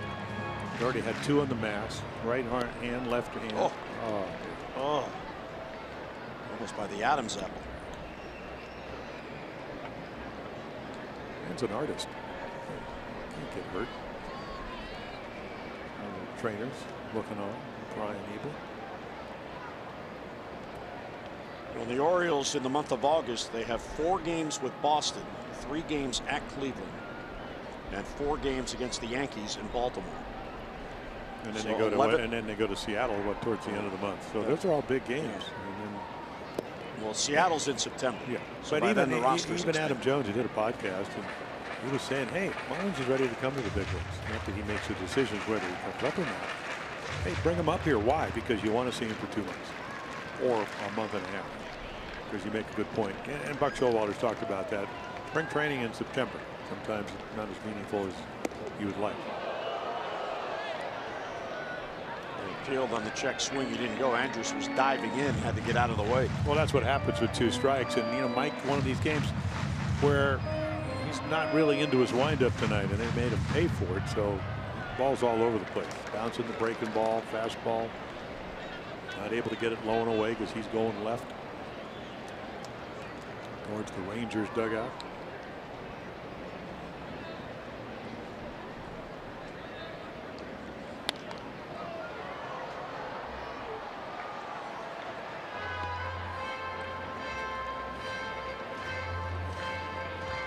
Long inning, 25 pitches already.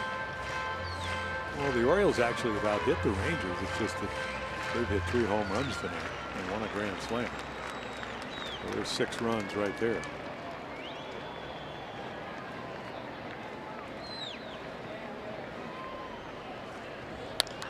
There's a chopper towards the middle, and on this field, that's going to get through. Yeah, I mean, it's really like playing on concrete. And we told you there runs dramatically up, almost a run and a quarter higher than on the road. And their ERA almost 2 runs better on the road than it is here at home. That's ball Fry now getting loose. Yeah, when they brought Mike Wright in the way, as you mentioned, the way he's been pitching, with the exception of that 3-run home run, when it was just one pitch. They just, Buck said, oh, I'll let him get some work. You know, he'll throw, what, maybe 18 pitches. And it hasn't worked out that way.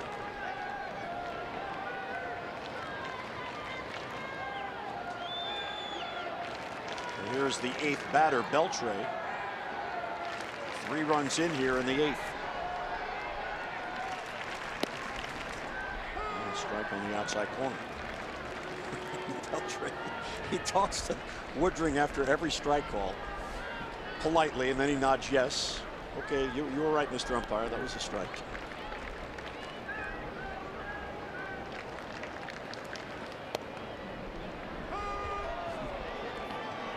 No, he's not so sure. You know, like we said earlier, doesn't matter. Only strike 2. But it does put him on alert, and that outside corner might be a little larger than he would like. Caleb sets up out there. Making sure he covered the outside. Well, he was going to go down and all the way to his first base coach. We've already seen him reach out on that 2-strike pitch and hit a line drive into right field off the plate.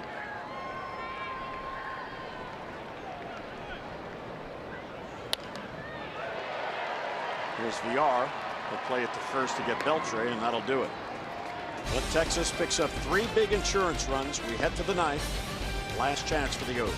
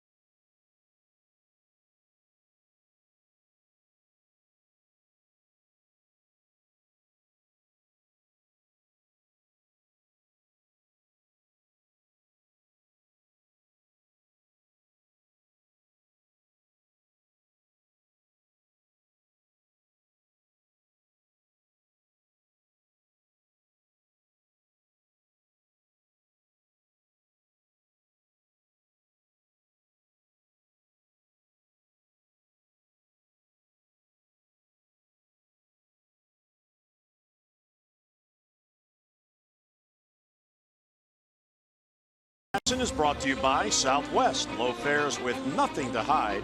That's transparency. Beautiful night in the Metroplex. We are in Arlington, Texas. Let's look at Dallas. 11-3 game. We go to the 9th, and here is Austin Bivens-Dirks. Yeah, well, up and down, and last year, after 12 years in the minor leagues, got to the big leagues, won 5-2 for him. So. Again, coming off where he's really been struggling, they bring him in comfortable lead. 17 hits, 16 runs, and 5 home runs in 6 innings pitched. So high numbers all across the board. We saw him pitch last year against the Orioles. Chase Peterson will lead off, Caleb on deck, and then Jonathan VR.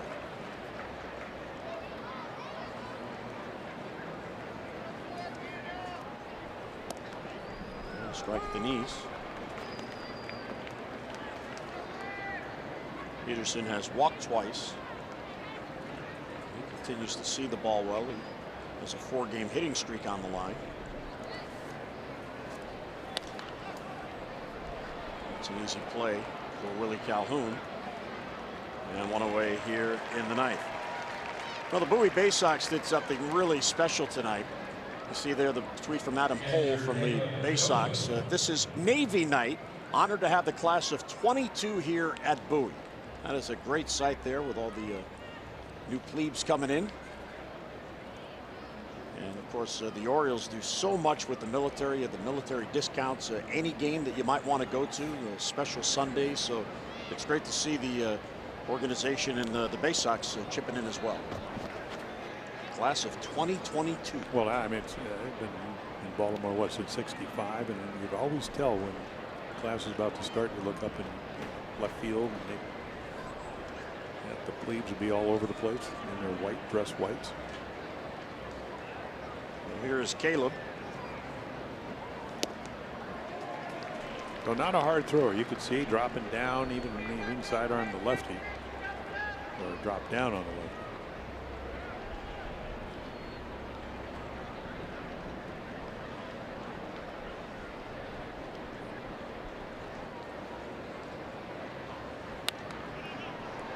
Straight back.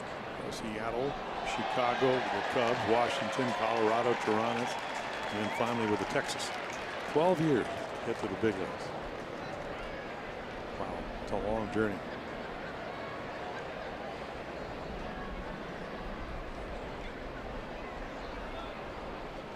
One and two on Caleb.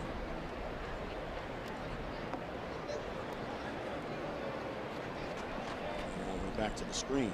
Yeah, Caleb said, I've had a tough night. Got hit in the mask twice, the neck, left hand, chin. Yeah, the chin. I mean, everywhere. I need a base hit.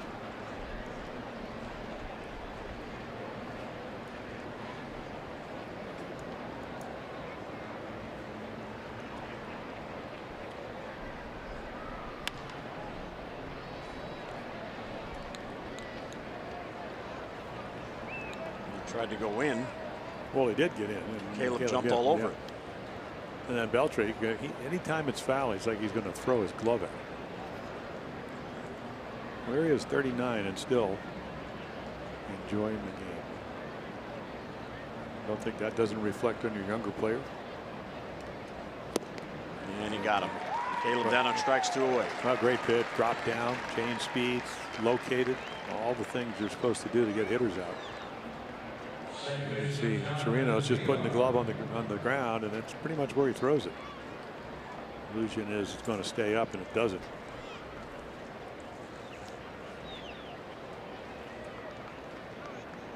So 2 down, and here's VR, who's had a big night. Second game as an Oriole. 3 for 4 after going 2 for 5 last night. That's a good start. 5 for 9.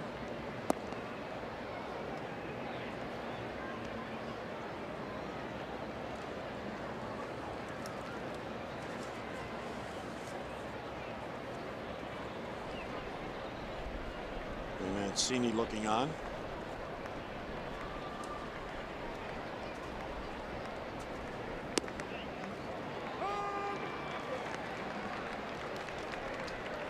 Trumbo scored a run tonight.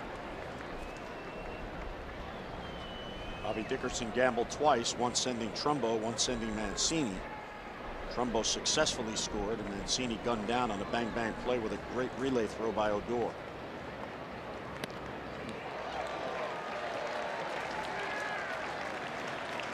Well, 1 and 2 on Jonathan VR. Well, Austin Bibbins-Burke, he gives you everything. I mean, he's got the glove, the body, a lot of deception. It's not about velocity with him.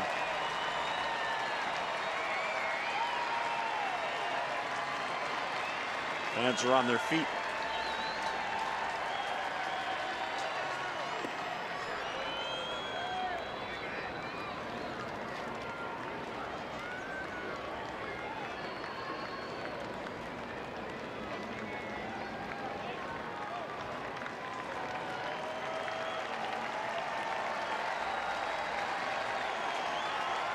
So 2 and 2 on Jonathan VR.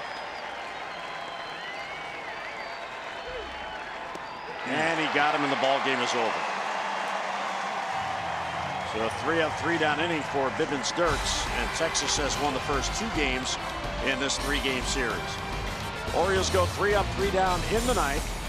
Our final score at Globe Life Park in Arlington, Texas. Rangers with back-to-back games with 7 run innings, winning tonight by the final of 11-3.